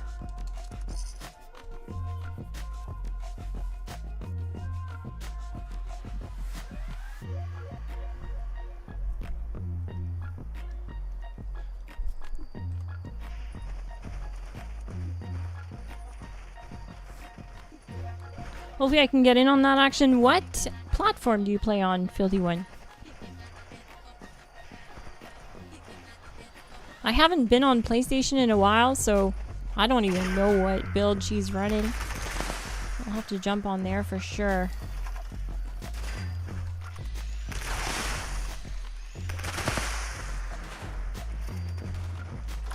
Alright. Yeah, we wanted to do...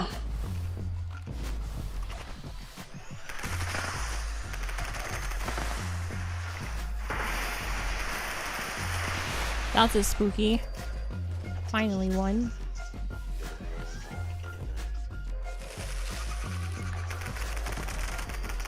There's another one. Another spookity scorch.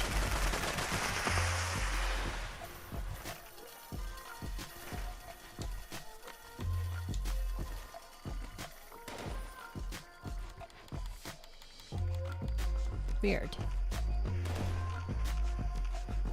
Soon we will be able to fight the last boss that we have yet to drop this stream. Yeah, no one's safe. Everyone's gonna catch these paws tonight.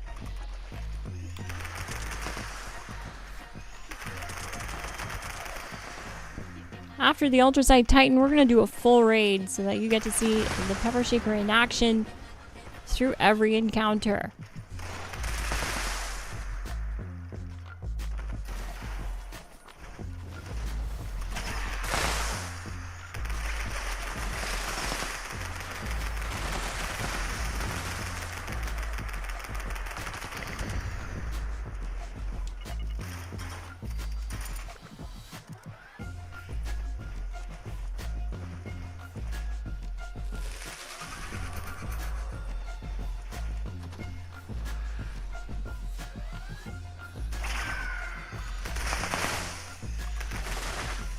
Oh yeah, time difference is a problem. I agree.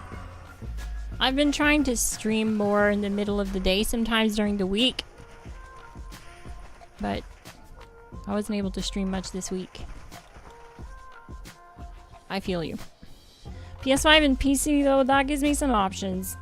I'll definitely be on PC. And I'm gonna try to squeeze in a PlayStation stream because I need to. It's been too long. Gotta say hi to the PlayStation gang.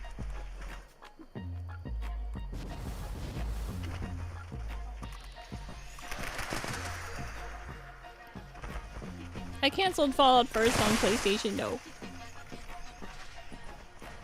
But it's okay. For a while I wasn't streaming on console because I was having audio syncing problems.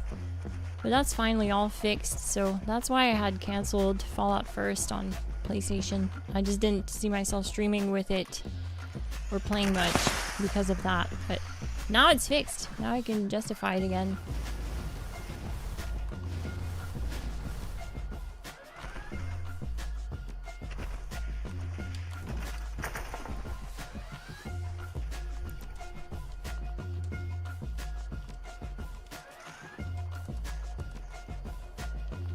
Oh, I need to make some fusion cores. Oh no. And the new kit.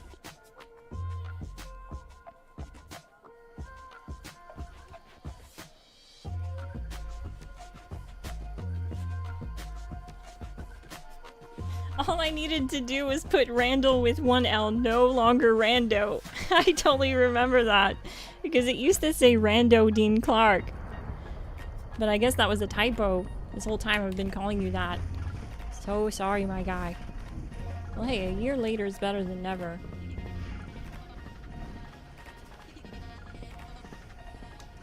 I'm holding the last one till you get here. Wait, what do you mean?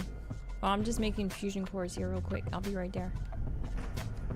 Yeah, I don't want to destroy the last crystal and force the boss to spawn if you're not here yet. Oh, shoot. Okay, you guys are waiting like that. My bad. I should have enough with 3 fusion cores. I'll just go.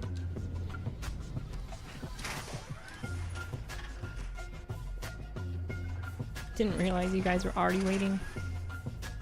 Okay, my bad.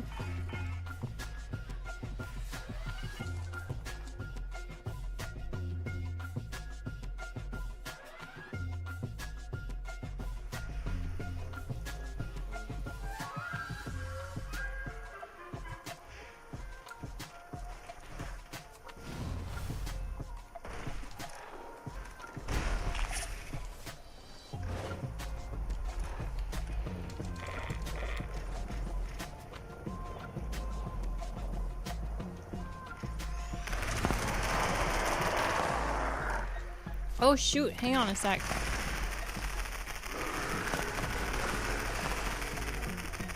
Okay, yeah, you guys go. I'm gonna share a brick wall. Or no. Am I not? I'm sharing easy target. Someone's sharing tightly wound. You can drop tightly wound for a brick wall if you really want to. Okay, yeah. Because brick wall is so nice to have here.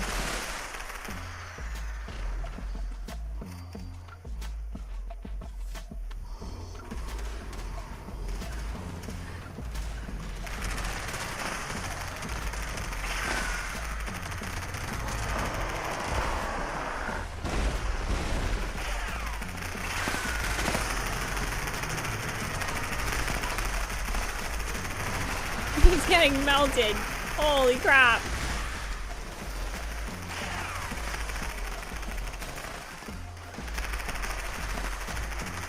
Gotta love that gun fu action.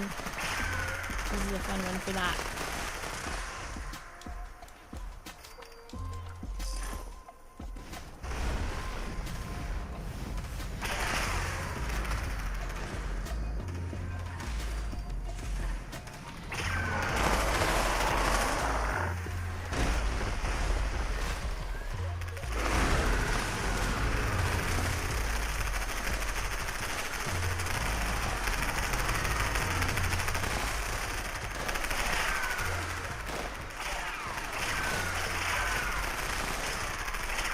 Just does not stand a chance.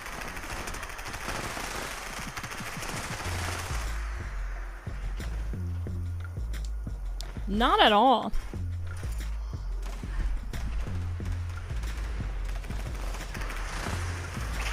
VATS does hurt the fusion core chocolate mousse, but if you have trouble with fusion cores or making them if you don't have the material, that's totally understandable. Something like the Elder's Mark build would be better for you because it does similar DPS. I mean very similar DPS. And yeah, it doesn't, you don't need to use it in a PA build. My non-power armor Elder's Mark build is non-PA, so yeah, when you use it, it doesn't drain your fusion core. Which I feel like they should just remove, honestly. They just should remove that mechanic. If VATS doesn't rely on like a fusion core to work outside of PA, why should it rely on a fusion core when you're in PA? But I guess it kind of makes sense because it means that the power armor doesn't work without the fusion core. So I guess when you look at it like that, it kind of makes sense. Your cat is watching me? Hi, kitty. You be a good cat, okay? You'll get lots of treats. I promise.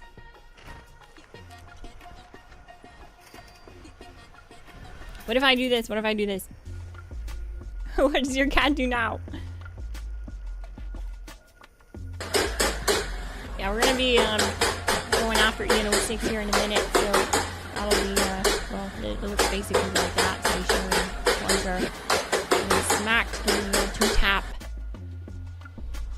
Oh, wrong one. Sorry, gang. That's an old one.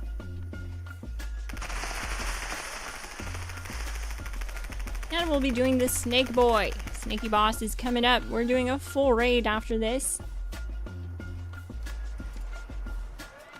Oh, nice. You didn't have to give me this. Oh, that's kind of neat. This is tradable. This is the only Secret Service piece that's tradable. I mean, I say it's Secret Service. It doesn't say anywhere that it's Secret Service, but it looks like Secret Service. Minus 15% damage from humans. Increase all resistances by plus 25. Plus 15% limb damage resist. This armor weighs twice as much and provides 35% more protection. Neat. That's pretty cool. Probably best for like a PvP build, to be honest with you.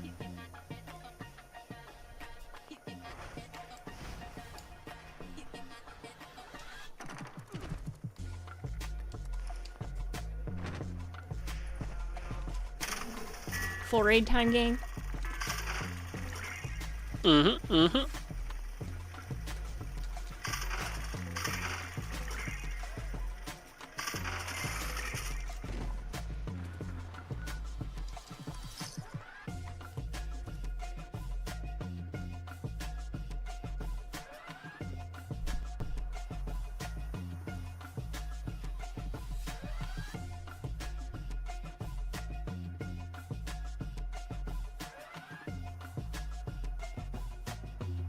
That's a good point. There should be some kind of increased VATS accuracy due to fusion core drain or something. Like, if it's doing something, it should be that.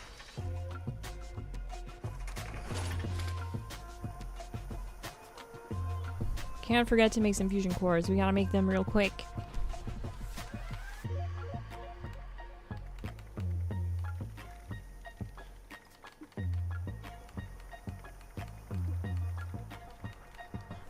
Wait, what?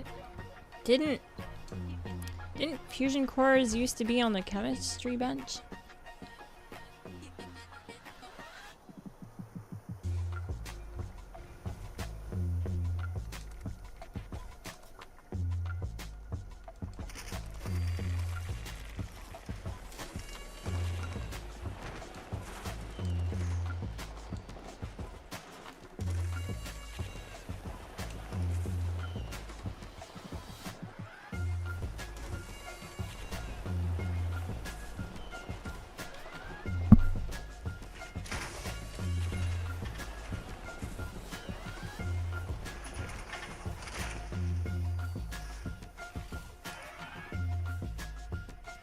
And another reason why you would want to be in Vulcan armor is exactly that.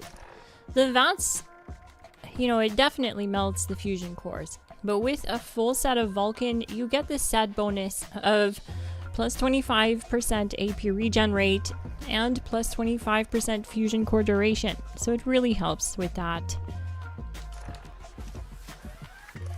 Also, I probably don't have... Yeah, this would really help too.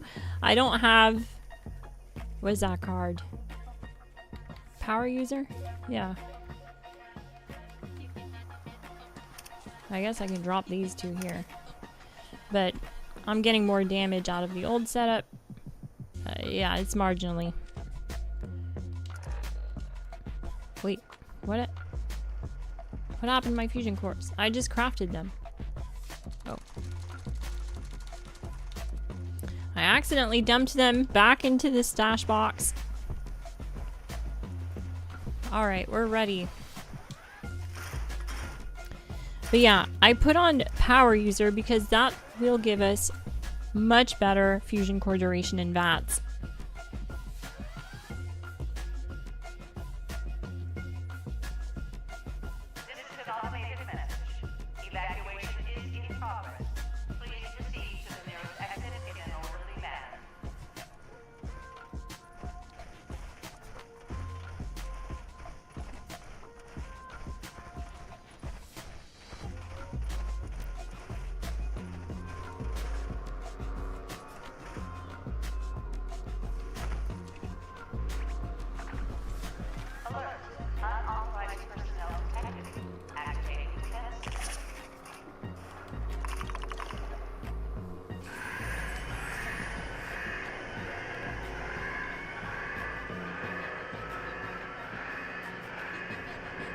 Chocolate Mousse, you can definitely solo the raid.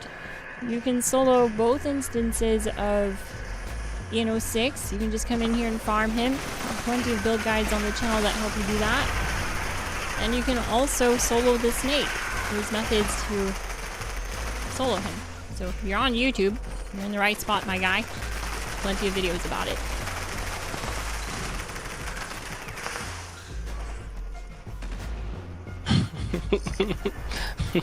That's so much damage.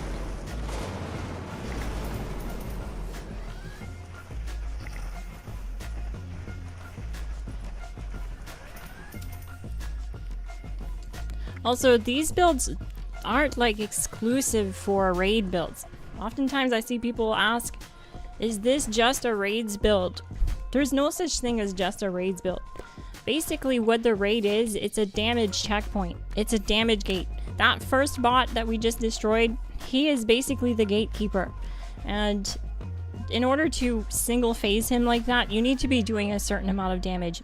All of my build guides on the channel can single phase him like that.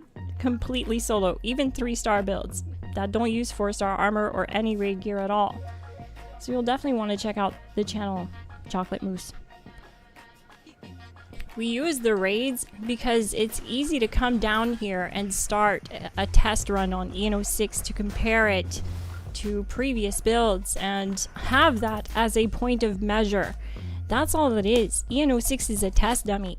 We set up these builds to run all around stuff like optimizations that just make it better for daily use under charisma, under agility, to swap targets on kill even if you're not bossing, stuff like that. Is someone gonna... Okay, you're gonna protect orange? Mm-hmm.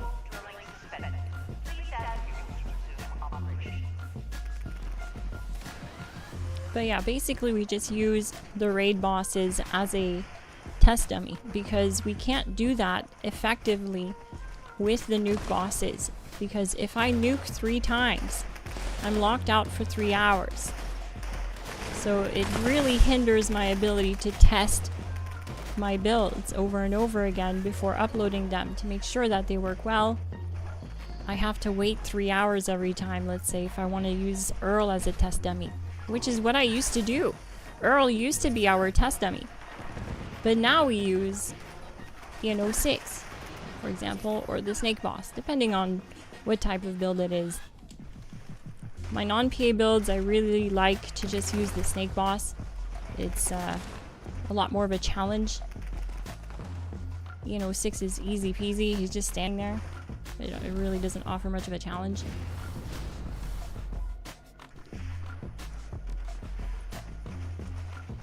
But yeah, there's no cooldown on starting a raid over and over and over, so...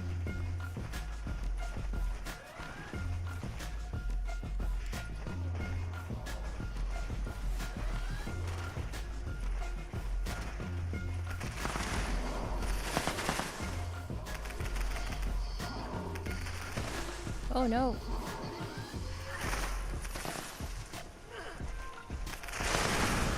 That's right. It doesn't drop the full Vulcan set at the 6, but you can still do full raids. It's pretty easy to do full raids. It's easy enough to find a team. You just have to make a raid team. You have the ability to make a raid team now by creating a team, going to raids, and just waiting it out. Wait in the lobby, create a team, and wait for a team to join, then head to the raids. Every time I make a team, people join every single time. It's not even an issue. There's always people raiding. I dare say it's like the one end game activity that people still do, that and bounties. So it shouldn't be hard. If you want to put together the 3-star version and start farming 6 for 4-star mods, you can then use those mods that drop, like pinpointers, which drops from 6 by the way, and it's an S tier 4-star mod, to trade for other 4-star mods. So there's ways, my guy. Oh no, I wasn't paying attention to my health. Shoot. You're like a celebrity though, but I don't play on every platform all that often. Like sometimes I'll have people message me that, but there is a lot of times where I just join random teams, where I'm joining randoms. I'll see people make a raid team and I join them. But I get what you're saying, Buddhas.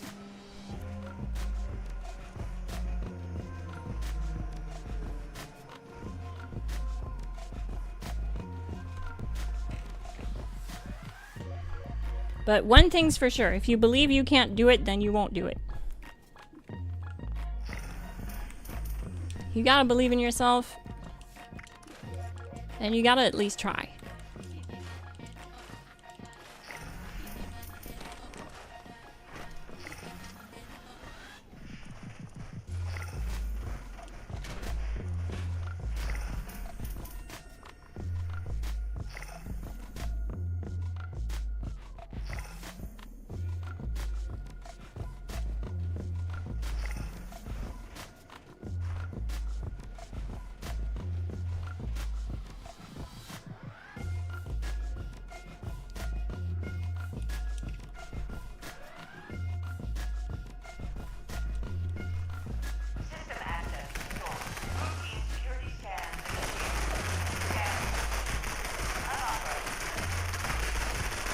Bloodhound is down and out.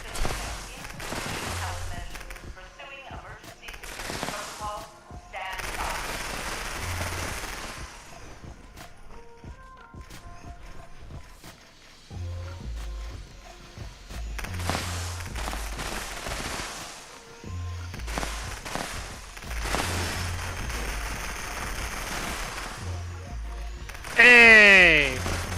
That's a new record. 34 seconds.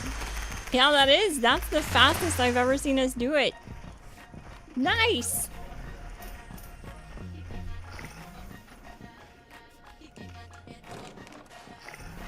Typically it's like 38, 36 seconds. That was fast. Okay, gang, you know about this part. No touchy the big crystals until the end. I know you guys already know, but you know. If you don't know, well now you know. Leave the big crystals for the end. When the death claws spawn.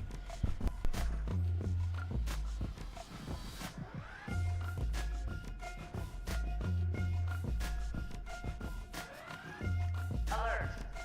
Hostile breach detected. Lockdown initiated. Lockdown will persist until hostile presence.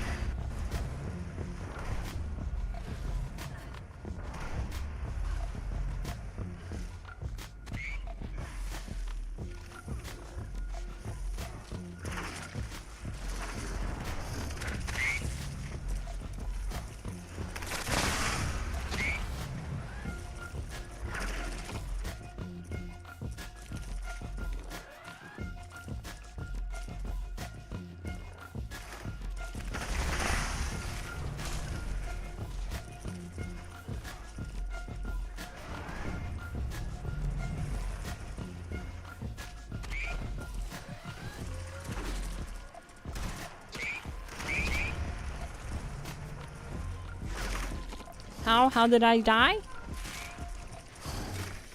I just wasn't paying attention. I also forgot to glow up, so I only had my health bar, and typically I'm a lot tankier when I have my glow bar and health bar, but I forgot to glow up at the start of the fight. And what ends up happening is you die from the smoke. Do you see that green smoke that's around orange? When you break the crystals, those crystals release a poison aura, and it's not reduced by any of the mods that reduce damage.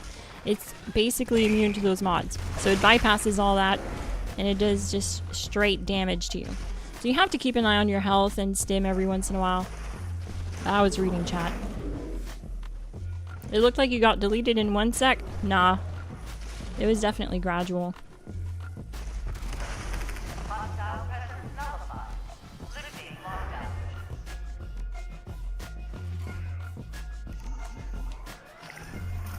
We made it through. Now I'm just gonna stack my bullet storm.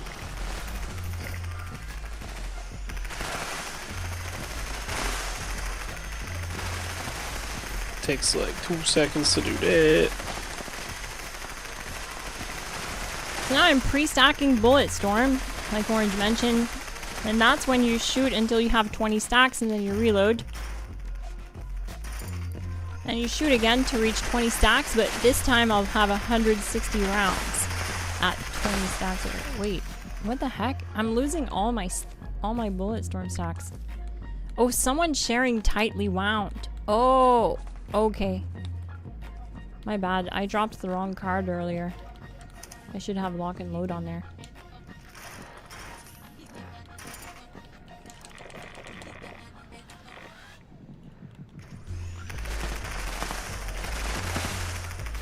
So you can start this part, well, anything really, with more damage by pre-stacking Bullet Storm to 20, reloading again, and then firing again until you see the 20 stack, which will be around 160 rounds in the magazine. Bingo. So this way we start this part of the raid with 180% more damage on tap. If you look under stats, under perk effects, you'll see Bullet Storm, 20 max stacks, 180% more damage.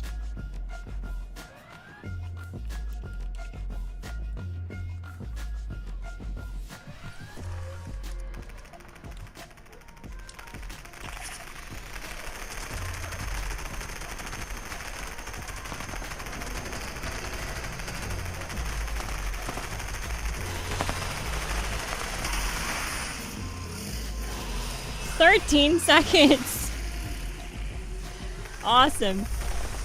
Our fastest time with the build is 11 seconds at the snake boss as a team of 4. It's pretty crazy. It's so powerful here. It looks so powerful here. Orange, are you muted? No. Oh, okay. I'm just talking a lot then. But yeah, we got 11 seconds. What, last weekend, I think, with the build? So crazy. Snake is definitely having a bad day. Gong, gong, gong. Yeah. He's going to sleep.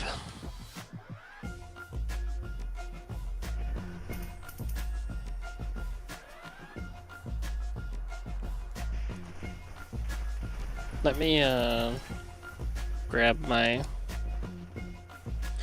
VAT hit chance buff. Yeah, same. I need to do that. I noticed my VAT hit chance was lower, a lot lower.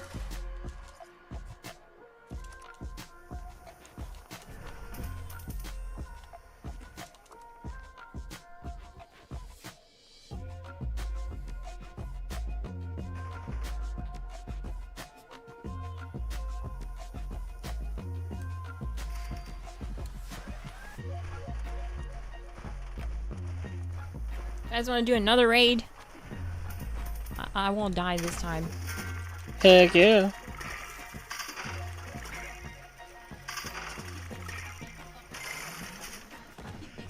There we go. Quick little 2-hour buff.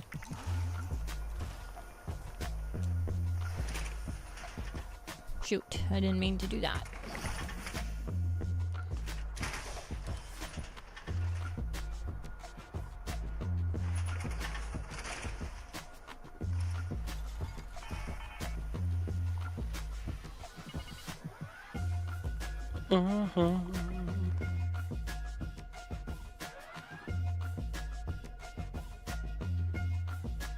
Join our Discord link in the description if you want to find a community to play with.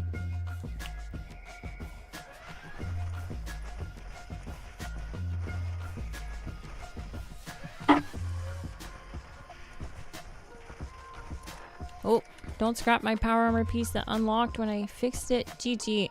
Thank you so much, King Shots. Good eye.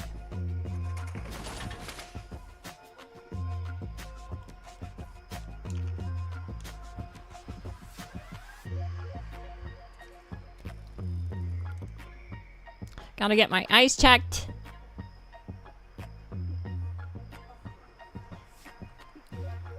Okay, this time I'll have Center Mascus on for the for 6.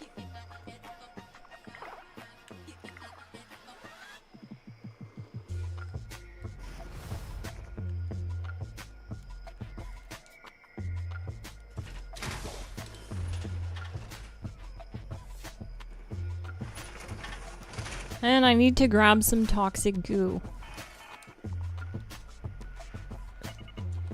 How I goo up is I just drink toxic goo. It's healthy for you as a ghoul. I totally recommend doing it.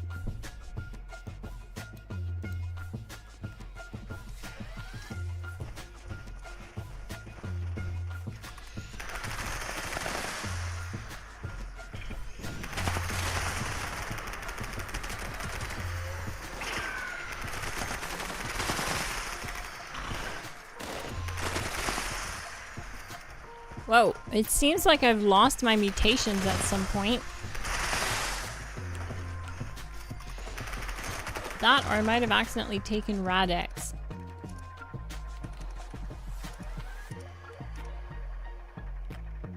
Oh yeah, I took Rad-X, so it shows mutations suppressed. I noticed I couldn't jump as high. So what I'll do to fix that is I'll take Rad-X diluted.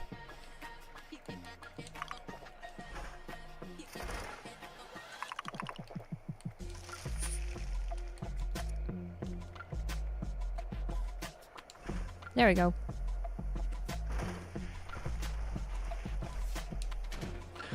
If you don't have a follow through for that, the workaround, honestly, for that is to get pinpointers. If you have pinpointers, then you don't really need follow through.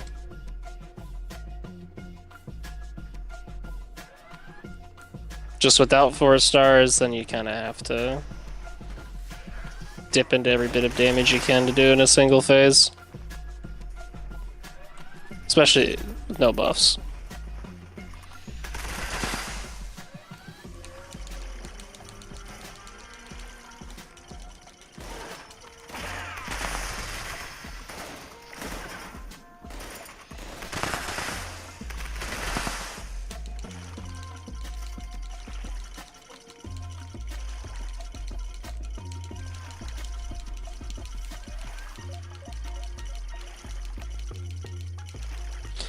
Yeah, for that specific build, which is like designed to be ADS, I would do pinpointers.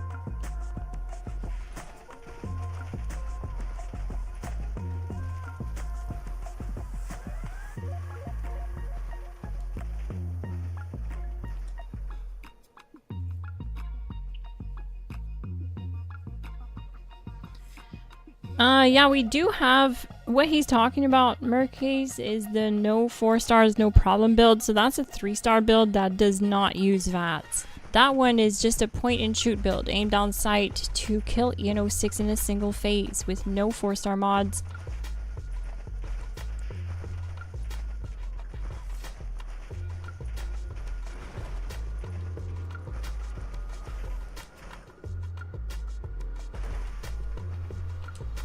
Alert. Unauthorized personnel detected. Activating defense system.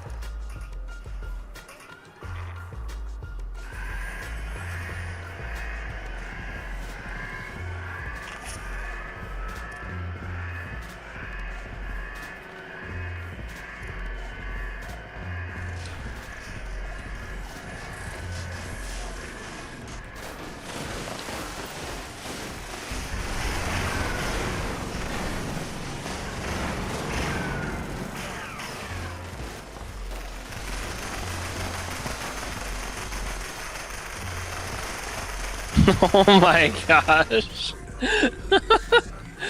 That shield drops and his health bar just flies down.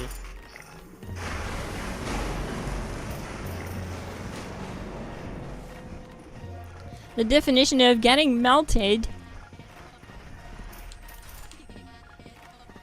Pepper Shaker squad can't be stopped.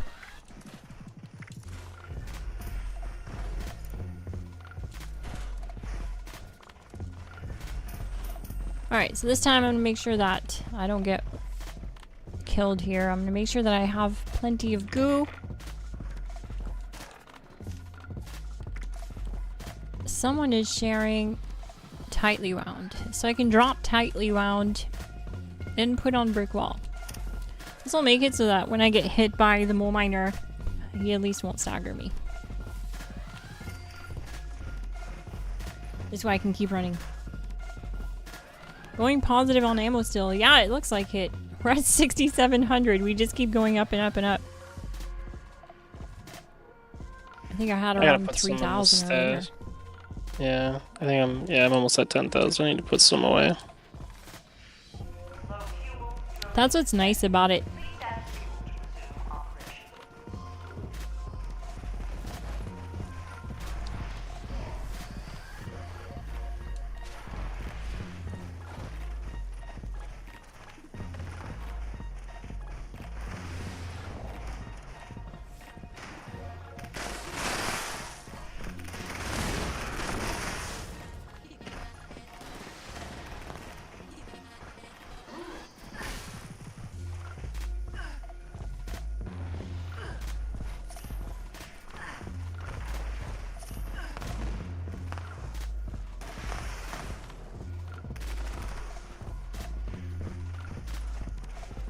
Time to freshen up my company tea.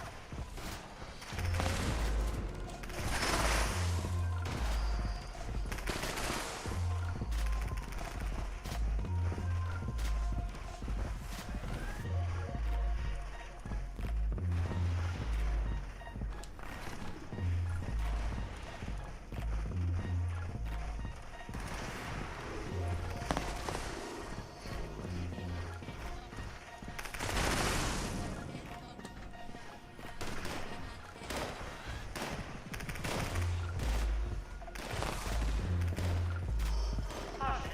Increased hostile presence detected.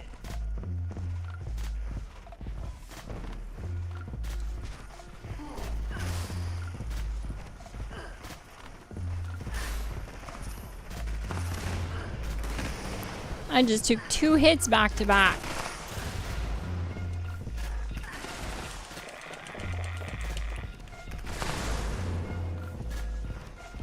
Nice work.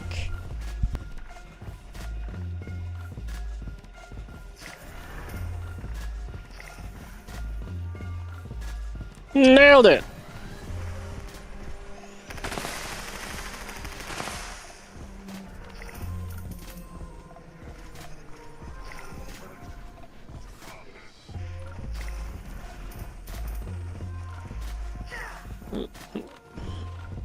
Invisible wall, you're breaking my immersion! Yeah, it's really bad. I don't know why it waits so long to let us through.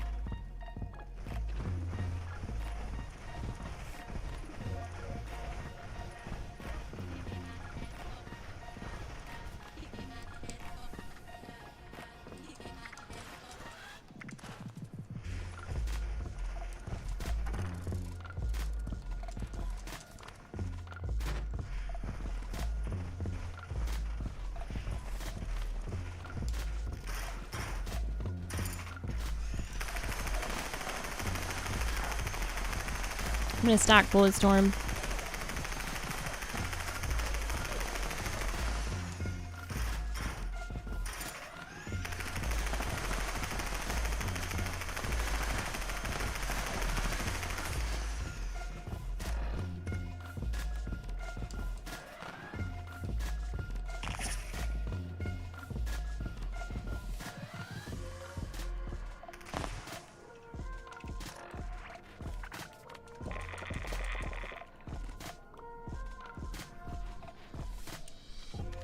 System access control. Routine security scan initiated. Scan. Unauthorized. Command center compromised. System detects incomplete countermeasures. Pursuing emergency. Protocol stand by.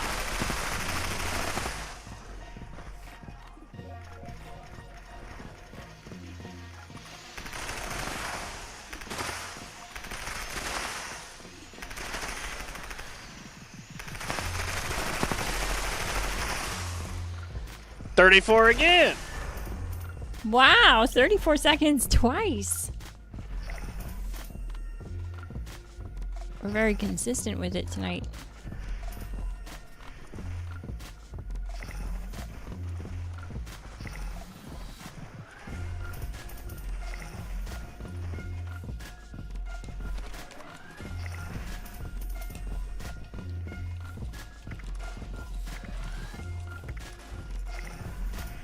Explosive mod Positive. drop. Because I do not need 5,000 of those plasma carts.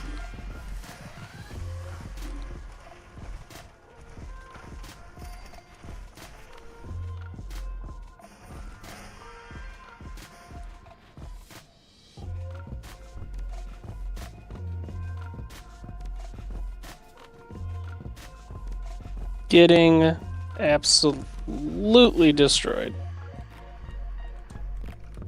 Alert. Hostile breach detected. Lockdown initiated. Lockdown will continue until hostile presence is removed.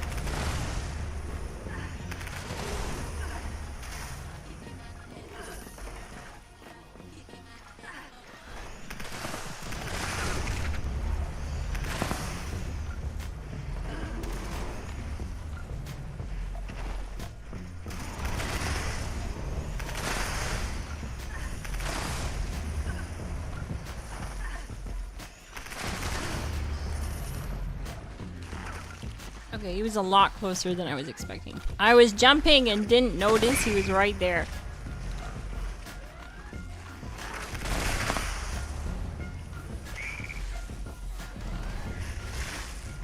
If you don't know about this part of the raid, you have to break the crystals in order to do damage to the enemies down here.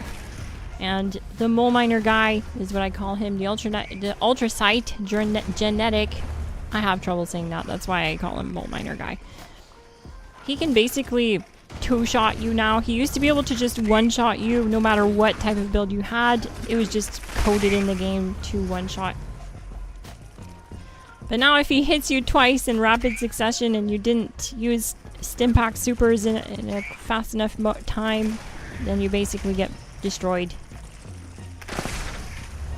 Still a lot better than one-shotting though.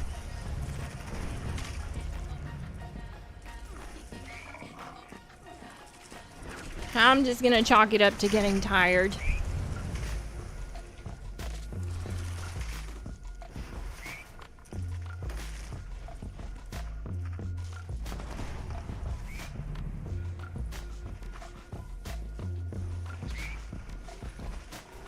Enough of the wave is dead for us to group up in the middle and wait for the death claws to spawn and pop the big crystals. Pop it, Orange. Wow. I gotta wait for the death claw. Yeah. Just wait. No touchy. There's one death claw. There's two.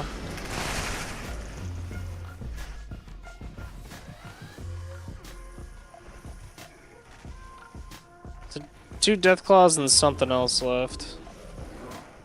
Yep, okay. Ooh, 2 minutes and 37 seconds on round 4. That's really quick.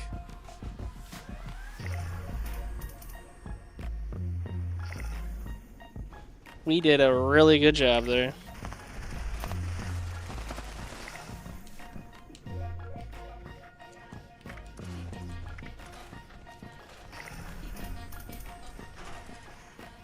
Start adding up all these times. I have 8,000 rounds now.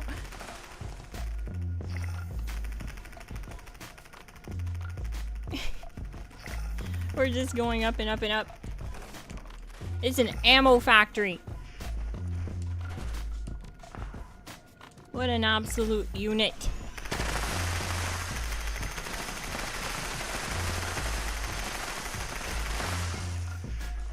Pre-stocked bullet storm. 20 stacks at 160 rounds in the magazine means that once we start the fight, I can start with 180% more damage from the start of the fight.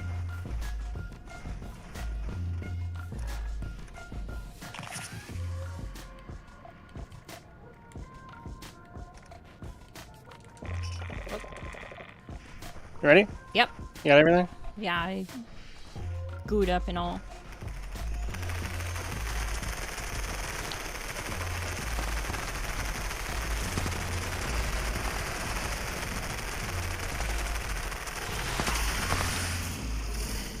Dang! That was quick. That was quick. We shaved a whole second. 12 seconds. That was quick. Dang.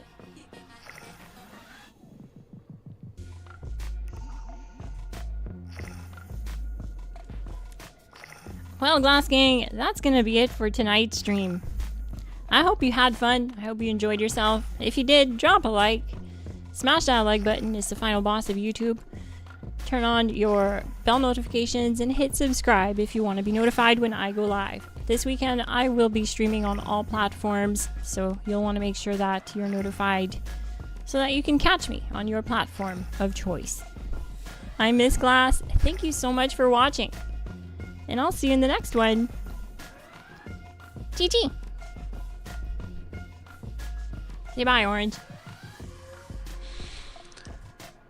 Pepper shaker, everyone. Goodbye. I want to give a massive thank you and shout out to the Glass Gang who support the channel. I left the Glass Gang membership link in the description. If you want to find a community to play with, I also left our Discord link. There's also no obligation to join our membership to join the Discord. I also want to give a massive thank you and shout out to Triglide103, Kingshots89 for the membership donations and super chats tonight. You guys are so supportive. Thank you so much.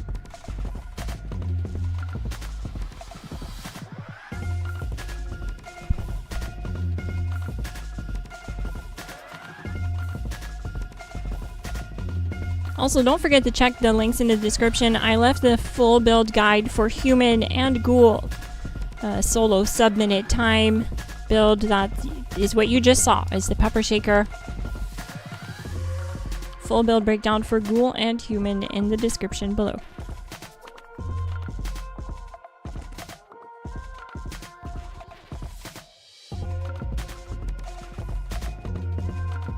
Oh yeah. Well, I'm the Orange Cowboy, and the Pepper Shaker makes sweet, sweet love to yo. What?